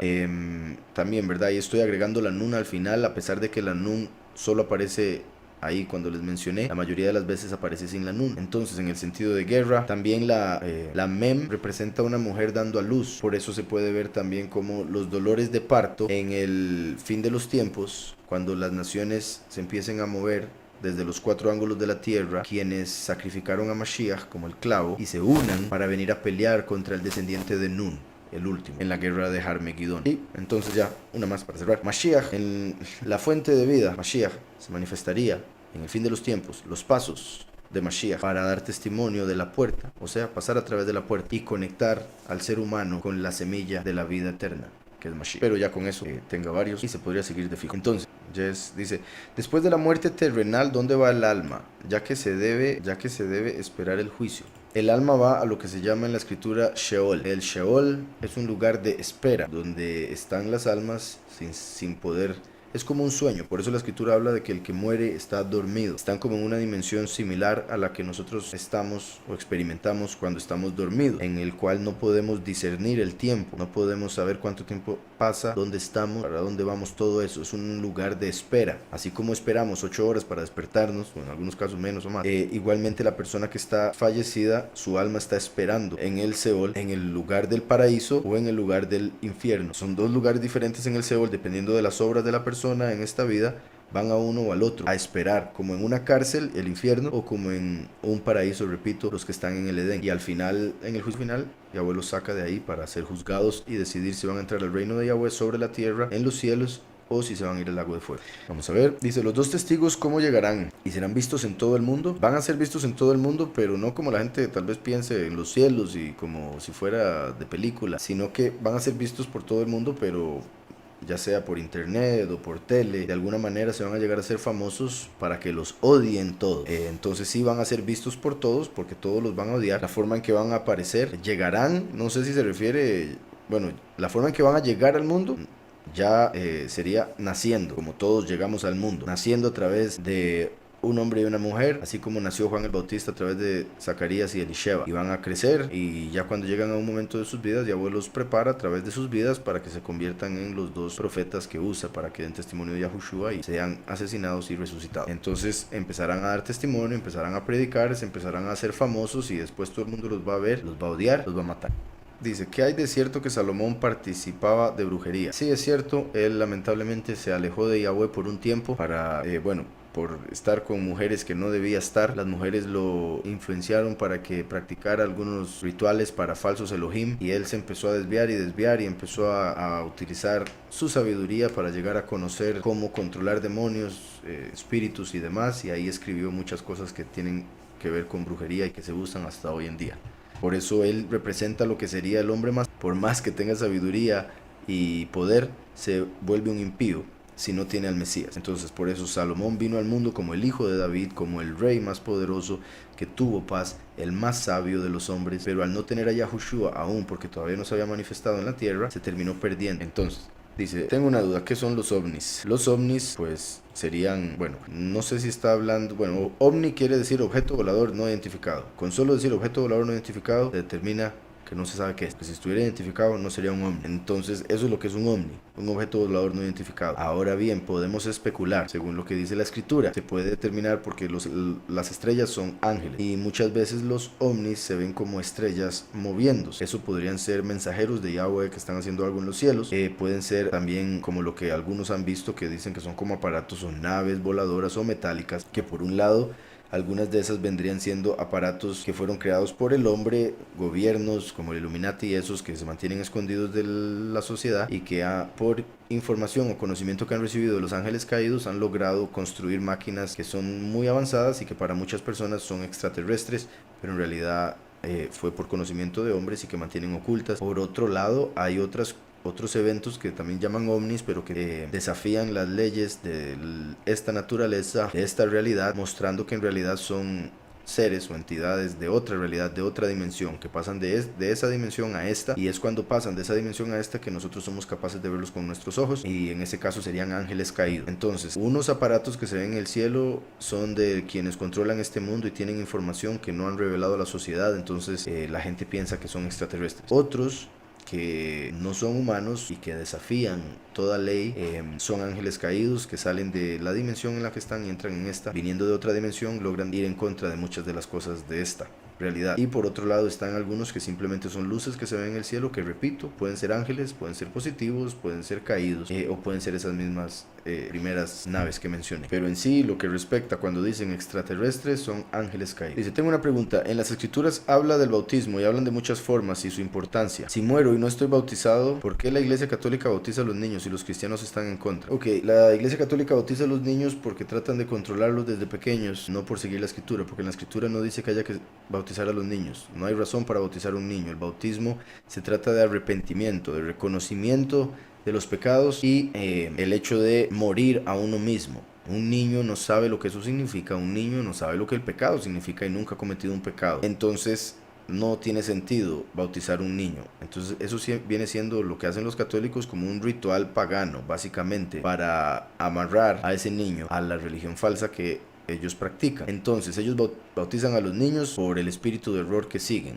La escritura en ningún lugar dice que haya que bautizar niños. Por otro lado, los cristianos están en contra porque al menos sí entienden eso, que no hay que bautizar niños. Si muere y no está bautizado, también eso depende, porque hay 3 tipos de bautismo, hay 3 bautizos. Uno que es el de agua, que es el de arrepentimiento y que es simplemente una representación física de algo que se hace en el corazón, en el alma, cuando se le ora al Padre y uno confiesa los pecados y se arrepiente verdaderamente y cambia su forma de actuar. El bautismo del Espíritu, ese es el más importante, porque es aceptar y confesar el nombre de Yahushua como soberano, creer que Él vino al mundo y murió por nuestros pecados y fue resucitado por el Padre. Ese es el bautismo del Espíritu. Cuando confesamos el nombre de Yahushua, su Espíritu desciende a nosotros y somos inmersos en Él, llenos de Él, como lo vemos también en Juan 14:26. El último bautismo, la inmersión última, es la del fuego, que es lo que viene a través del último, el entendimiento que lleva a prueba, en lo cual muchas veces se siente sufrimiento. Hay muchas personas que son quemados con el fuego porque son paja, otros son probados a través del fuego como el oro y se convierten en rey. Si muere y no es bautizado, depende cuál bautismo.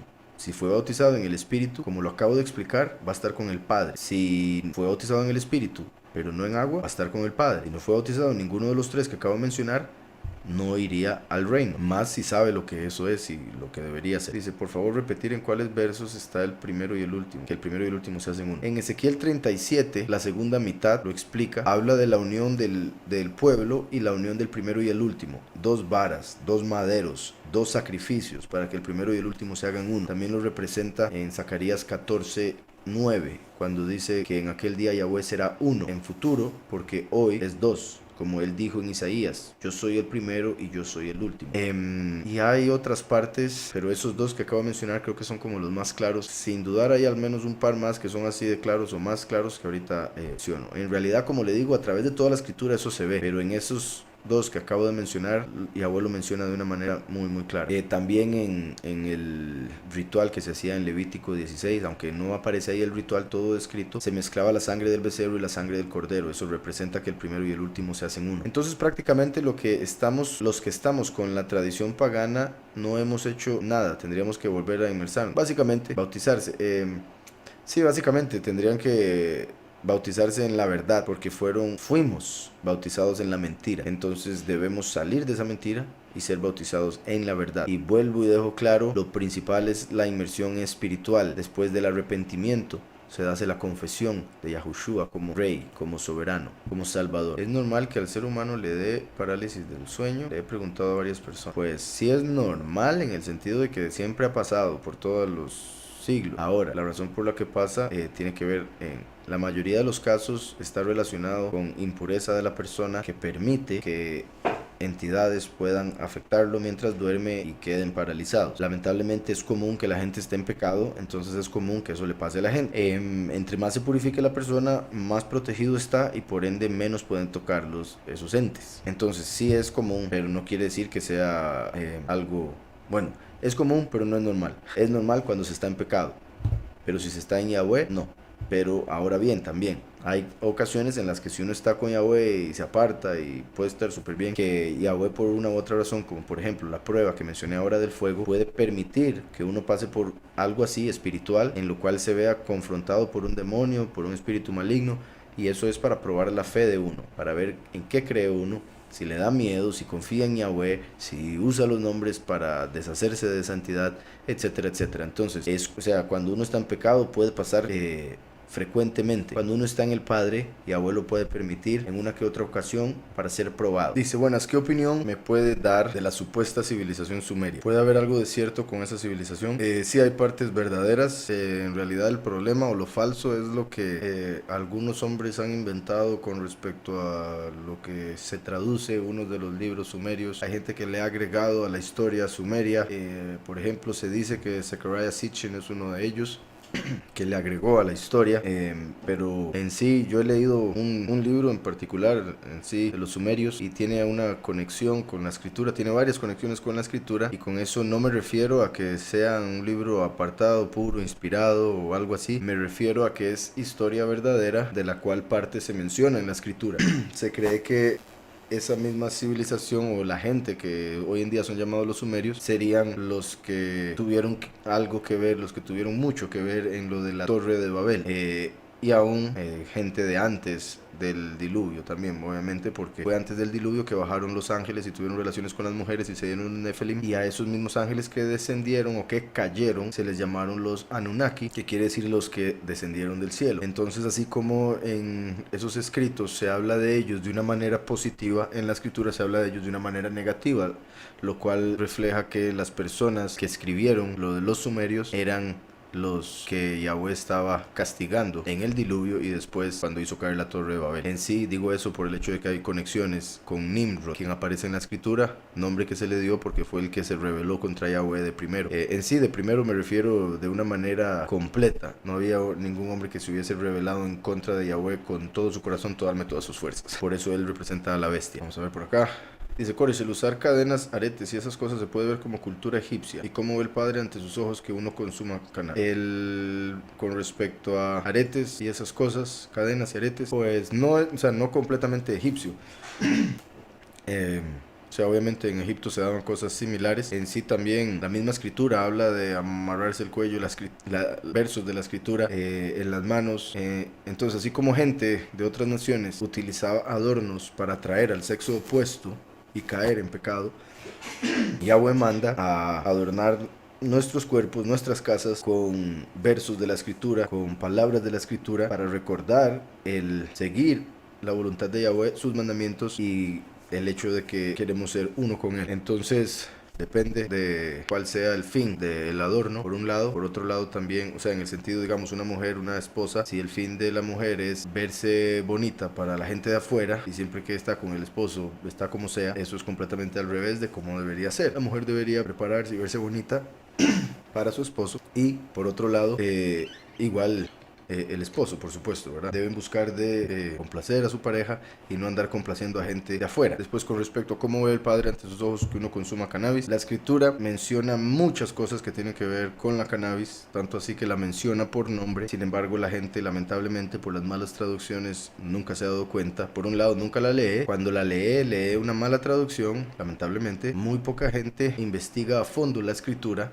muy poca gente va a la raíz, que es hebrea, muy poca gente aprende hebreo, etcétera, etcétera, etcétera. Entonces, con respecto a cannabis, en hebreo aparece como Kane Besem. Kane Besem es como se llama en hebreo. También aparece como Kane Bosum, ambas pronunciaciones, por si algo. La escritura menciona que ese era uno de los ingredientes del aceite de unción, o sea, el aceite que se echaba al sumo sacerdote para que empezara su servicio, el aceite que se le echaba al rey para que hiciese lo que Yahweh lo mandó a hacer. También se usaba como incienso, se mezclaba con otras plantas, otras especies, y se usaba como incienso. Eso quiere decir que se quemaba y su humo ascendía al Padre, lo cual en la escritura menciona que representa las oraciones y las obras de los justos. Entonces, de hecho, el servicio más difícil que tenía que hacer el sumo sacerdote era quemar incienso dentro del lugar purísimo, porque tenía que llevar muchas cosas, entre esas usaba la boca para llevar una cuchara con el incienso y cosas así, y él llenaba el lugar purísimo de humo, de ese incienso, lugar purísimo que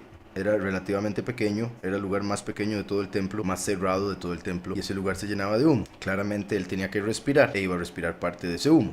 Y eso era lo que se hacía en el lugar purísimo, por ejemplo, además de obviamente otros momentos en los que también se quemaba incienso. Ahora, hay gente que está en contra de la cannabis sin haber estudiado, sin haber investigado, y esa gente es la mayoría.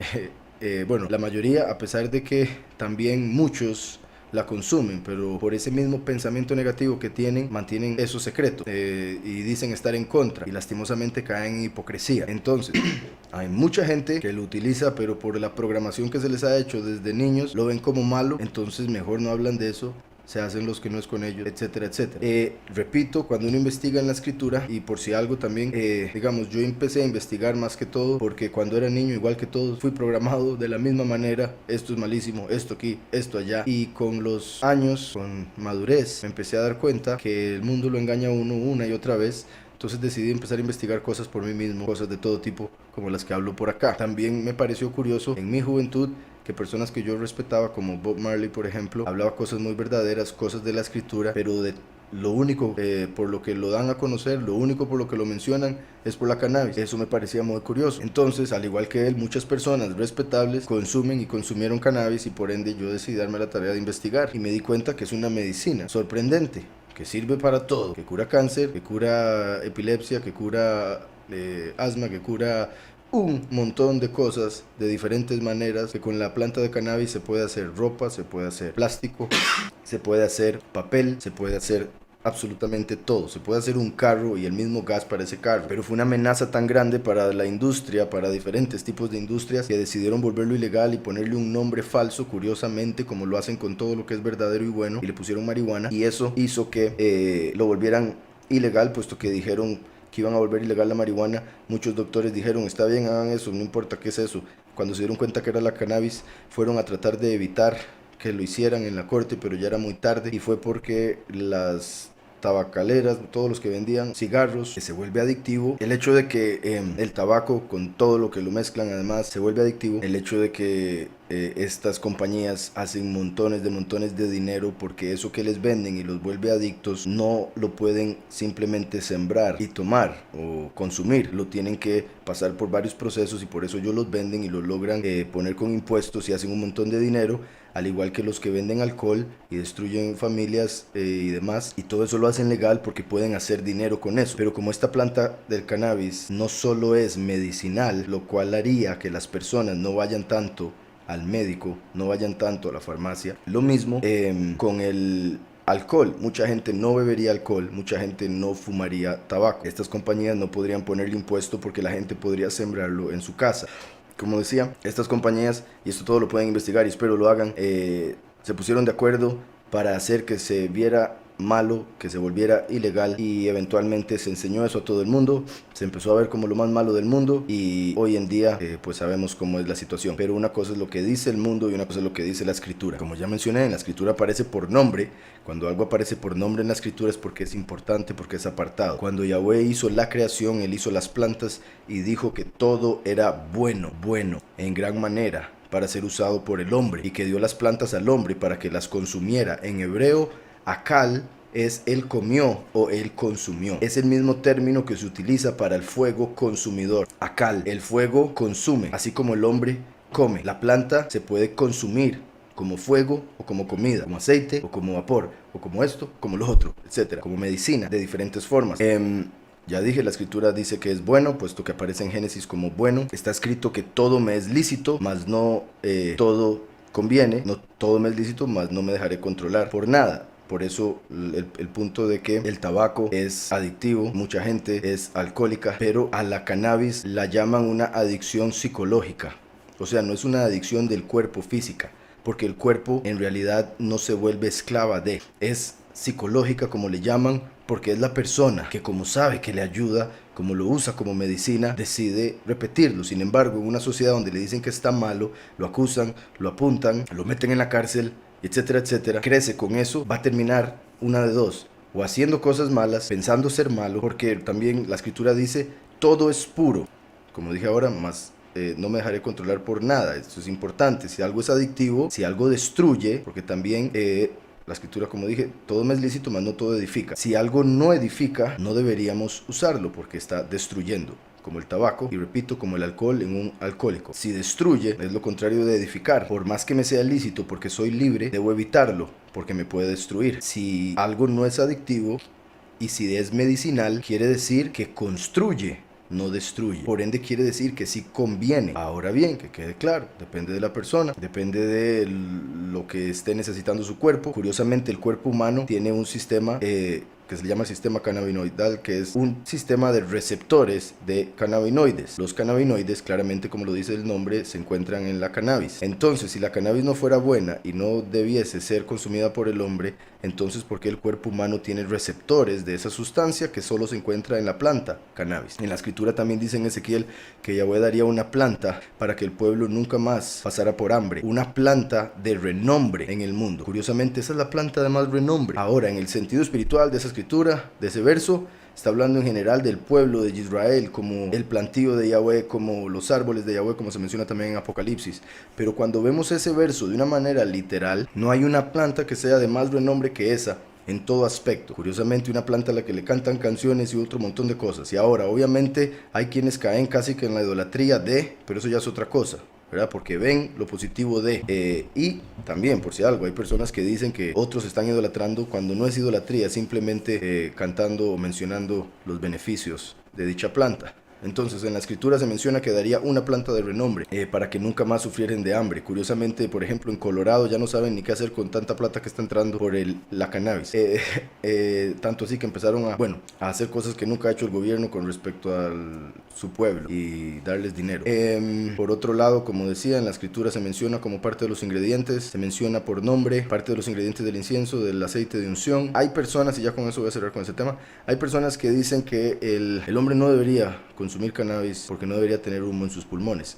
Lastimosamente, primero que todo es porque lo conectan con el tabaco y piensan que es lo mismo, cuando no es lo mismo en lo absoluto. Mucha gente se ha muerto por fumar tabaco, mucha gente se ha muerto por alcohol, nadie se ha muerto por fumar cannabis. Eso debería decir algo y eso lo pueden investigar también. Entonces, cuando una persona dice que alguien no debería tener humo en su cuerpo, y curiosamente normalmente dicen porque el cuerpo es el templo, como ellos dicen de Dios, ¿verdad? Yo diría porque el cuerpo es el templo de Yahweh, y estoy de acuerdo, eso es lo que dice la escritura. Entonces ellos dicen, ¿cómo humo? Como acabo de explicar al puro inicio, el ritual más importante era en Yom Kippur, que se traía la sangre del becerro y del macho cabrío, como ya lo he mencionado, para expiación de todo el pueblo. Y también se traía incienso, y se quemaba ese incienso en el lugar purísimo. El lugar purísimo del templo representa la cabeza, el lugar puro representa el tronco del cuerpo, las dos columnas del templo representan las piernas. Por eso el cuerpo humano es el templo de Yahweh. El decir que humo en el cuerpo es pecado porque es el templo de Yahweh, es decir que era pecado hacer o quemar incienso en el lugar purísimo, y eso es un error también de la escritura. O sea, un error de una persona que no conoce la escritura, solo para ir en contra de lo que dice la escritura, solo para ir de acuerdo a lo que dice la sociedad, lo que aprendió de niño por el programa, por la tradición, etcétera, etcétera. Entonces, por algo esto se llama desprograma, porque la idea es desprogramarse de todas esas ideas erradas que nos han metido en la cabeza. Y de este tema de fijo se podría hablar más, pero ahí lo voy a dejar, puesto que ya he hablado de este tema en el pasado, pero voy a aprovechar. Por acá, ¿cómo era Yahushua físicamente? Según Isaías 53, no tenía un buen aspecto físico. Es lo que hoy llamarían feo, lo que yo llamo abstracto. Y la razón por la que Yahweh hizo que la primer manifestación se diera de esa manera es para que no lo siguieran por su aspecto, sino que lo siguieran por sus palabras, por su prédica. Entonces, por eso Yahweh hizo que viniese así. Dice que lo veremos pero sin hermosura alguna, para que no lo siguiesen por el aspecto, repito, en Isaías 53. En lo que respecta color de piel, por ejemplo, puesto que se habla bastante de eso en algunos círculos, sería piel oscura.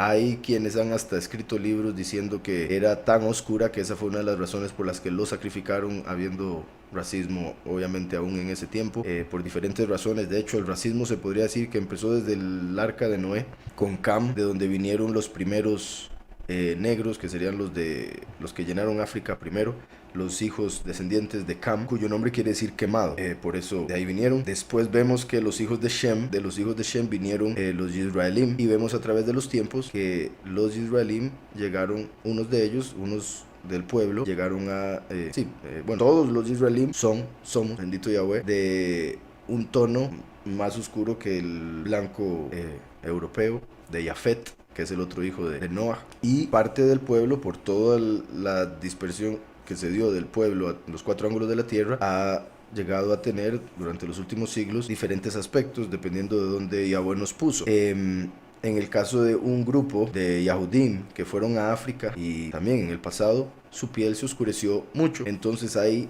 negros que son descendientes de Cam y hay negros que son descendientes de Shem. Las diferencias casi que siempre se pueden notar, pero en sí hay piel oscura en ambos, y hay quienes dicen que Mashiach era negro, pero también, o sea, como lo pongo, como ya dije, hay quienes escribieron un libro acerca de que esa fue una de las razones por las que lo mataron. Obviamente creo que también podría ser posible, claro, una de ellas.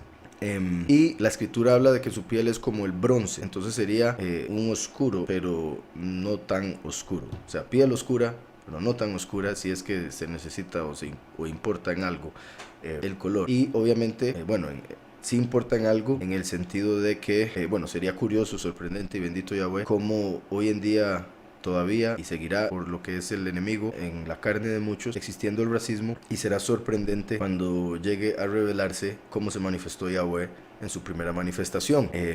Todos los que han rechazado a alguien por su piel oscura van a tener que avergonzarse bastante delante de. Por otro lado, el hecho de que hacen a Jesús blanco, ojos azules o verdes, pelo lacio y largo, muestra que así no es Mashiach. O sea, muestra, al decirlo de la piel oscura, como dice la escritura, revela que aquel que adoran como Jesús, piel blanca y todo lo demás, no es el verdadero Mesías. Yahushua, como dije, tiene piel como de bronce, cabello como de lana. Como sabemos, los negros tienen un cabello bastante particular que parece ser como el de la lana de una oveja, en el sentido de cómo se ve, y dependiendo también cuán afro y demás sea, cómo se siente también. Entonces de Yahushua se menciona piel oscura como el bronce, cabello como la lana, ojos rojos, eso también es una cualidad curiosa, dientes muy blancos, ¿verdad? De los negros se hacen muchos chistes de que sonrían para poder verlos y demás. Curiosamente, la sonrisa de un negro se ve muy blanca, muy llamativa, al igual que es común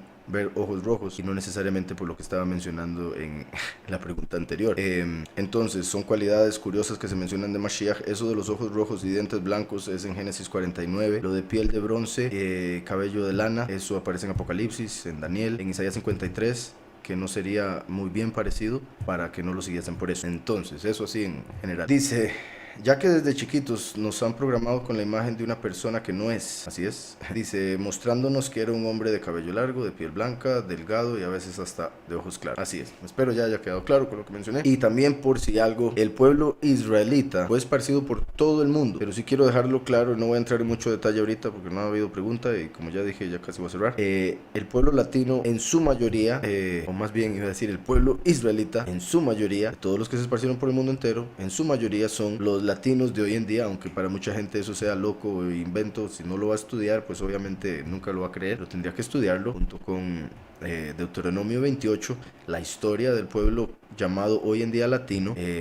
También Esdras, la vez pasada lo estaba mencionando en la congregación, Esdras 2, el segundo libro de Esdras, no el que aparece en la escritura, uno que sacaron de la escritura. Ahí aparece también que el pueblo sería enviado a una tierra que Cristóbal Colón identificó como América, esa tierra que aparece en ese libro. Entonces el pueblo israelita vino aquí 500 años antes de Mashiach y después fue echado aquí, el resto casi, en 1492, los sefarditas. De hecho, se dice que el pueblo costarricense es casi que 90%, la vez pasada dije el porcentaje era 87, 90% sefardita, el pueblo de Costa Rica, quienes piensan ser latinos, quienes piensan ser cristianos, católicos y no saben ser que son israelitas, que somos israelitas. Y por otro lado, los negros que fueron vendidos como esclavos en Estados Unidos, fueron vendidos por los hijos de Cam que estaban en África, vendieron a los hijos de Shem que se habían ido a vivir a África y cuya piel se oscureció, como también lo profetizó o aparece en la escritura, que la piel de parte de Israel se haría negra. De hecho, hay un hombre israelita que aparece en el Nuevo Testamento que se llamaba Nigger, y así aparece en la concordancia. Quiere decir negro,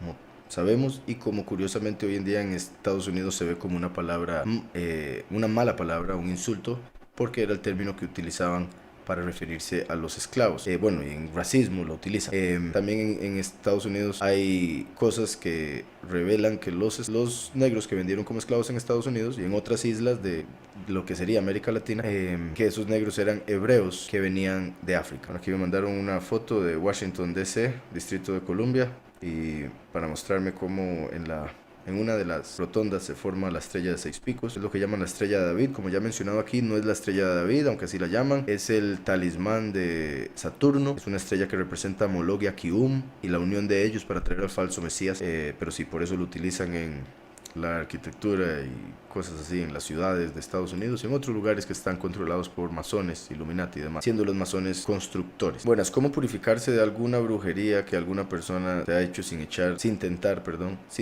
en ofender al Altísimo? ¿Cómo limpiar el alma? No le entendí eso muy bien, no sé si se refiere como sin ir a donde otro brujo para hacerla peor. La forma sería acercándose a Yahweh. Los que están con Yahweh no pueden ser malditos, no pueden ser embrujados. Y si se trata, Yahweh revela y purifica a través de lo que uno haga y ore al Padre. Entonces usted puede llenarse de fe, estudiar la escritura, buscar al Padre, Yahweh, en el nombre de Yahushua, y pedirle que le libere, repito, con fe, que le libere en el nombre de Yahushua de toda cadena, de toda brujería, de todo hechizo que le hayan enviado, que le hayan hecho, que lo cubra con la sangre del Cordero a través de su sacrificio, que lo perdone por sus pecados, como vuelvo y repito, con fe, para que se dé. Dice, un día, hace varios años, aparecieron más de 50 navajillas en la puerta de mi casa, y esto me ha intrigado todos estos años. Siempre he pensado que alguien me ha deseado el mal. Bueno, es posible, eso es común, más de lo que la gente piensa. También el hecho de que a uno le deseen el mal también es más que común, pero si uno está con Yahweh, no importa lo que la gente desee, más bien se les devuelve. Entonces les recomiendo que busque al Todopoderoso. Dice, tengo una pregunta, ¿qué es eso que dicen hablar en lenguas?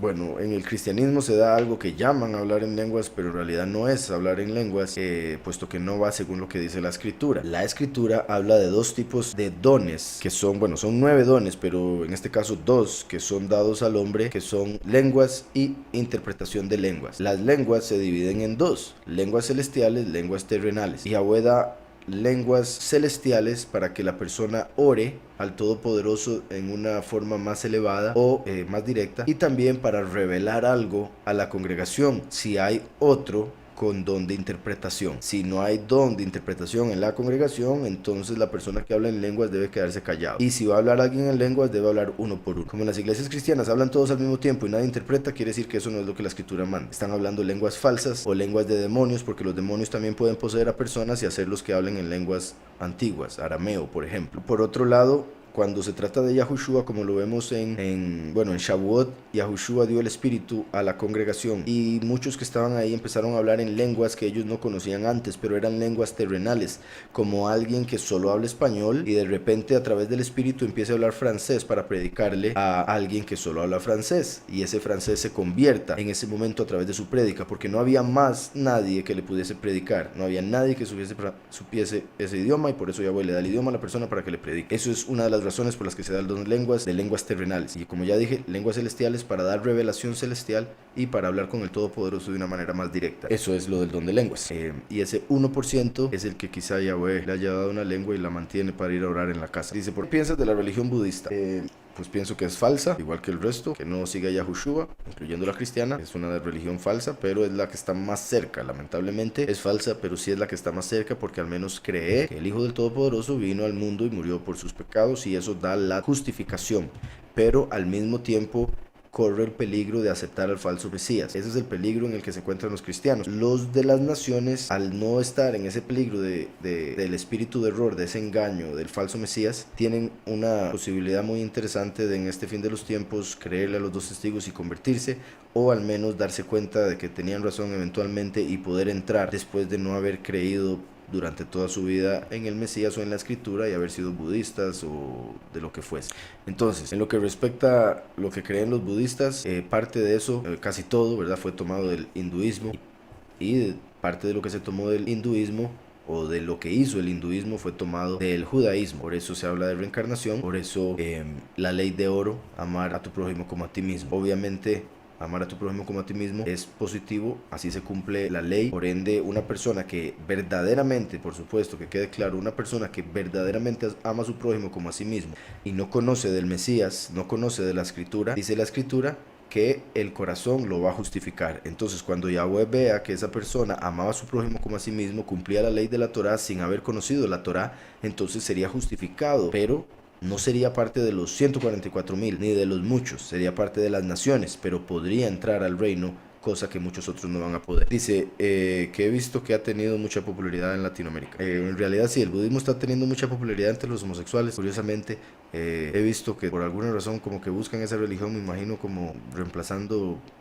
Muchos que son cristianos tratan de buscar una religión donde no sientan que se les condena con la ley, puesto que la ley dice que la homosexualidad es abominación. Entonces buscan una religión donde puedan creer y sentirse que son espirituales. También lo toman como mucha moda. Yo creo que se ha vuelto mucha moda, tanto así que tienen adornos de Buda y todas esas cosas. Entonces mucha gente tiene un Buda en la casa sin entender que lo que tienen ahí es un demonio, un ídolo, pero lo hacen como un adorno.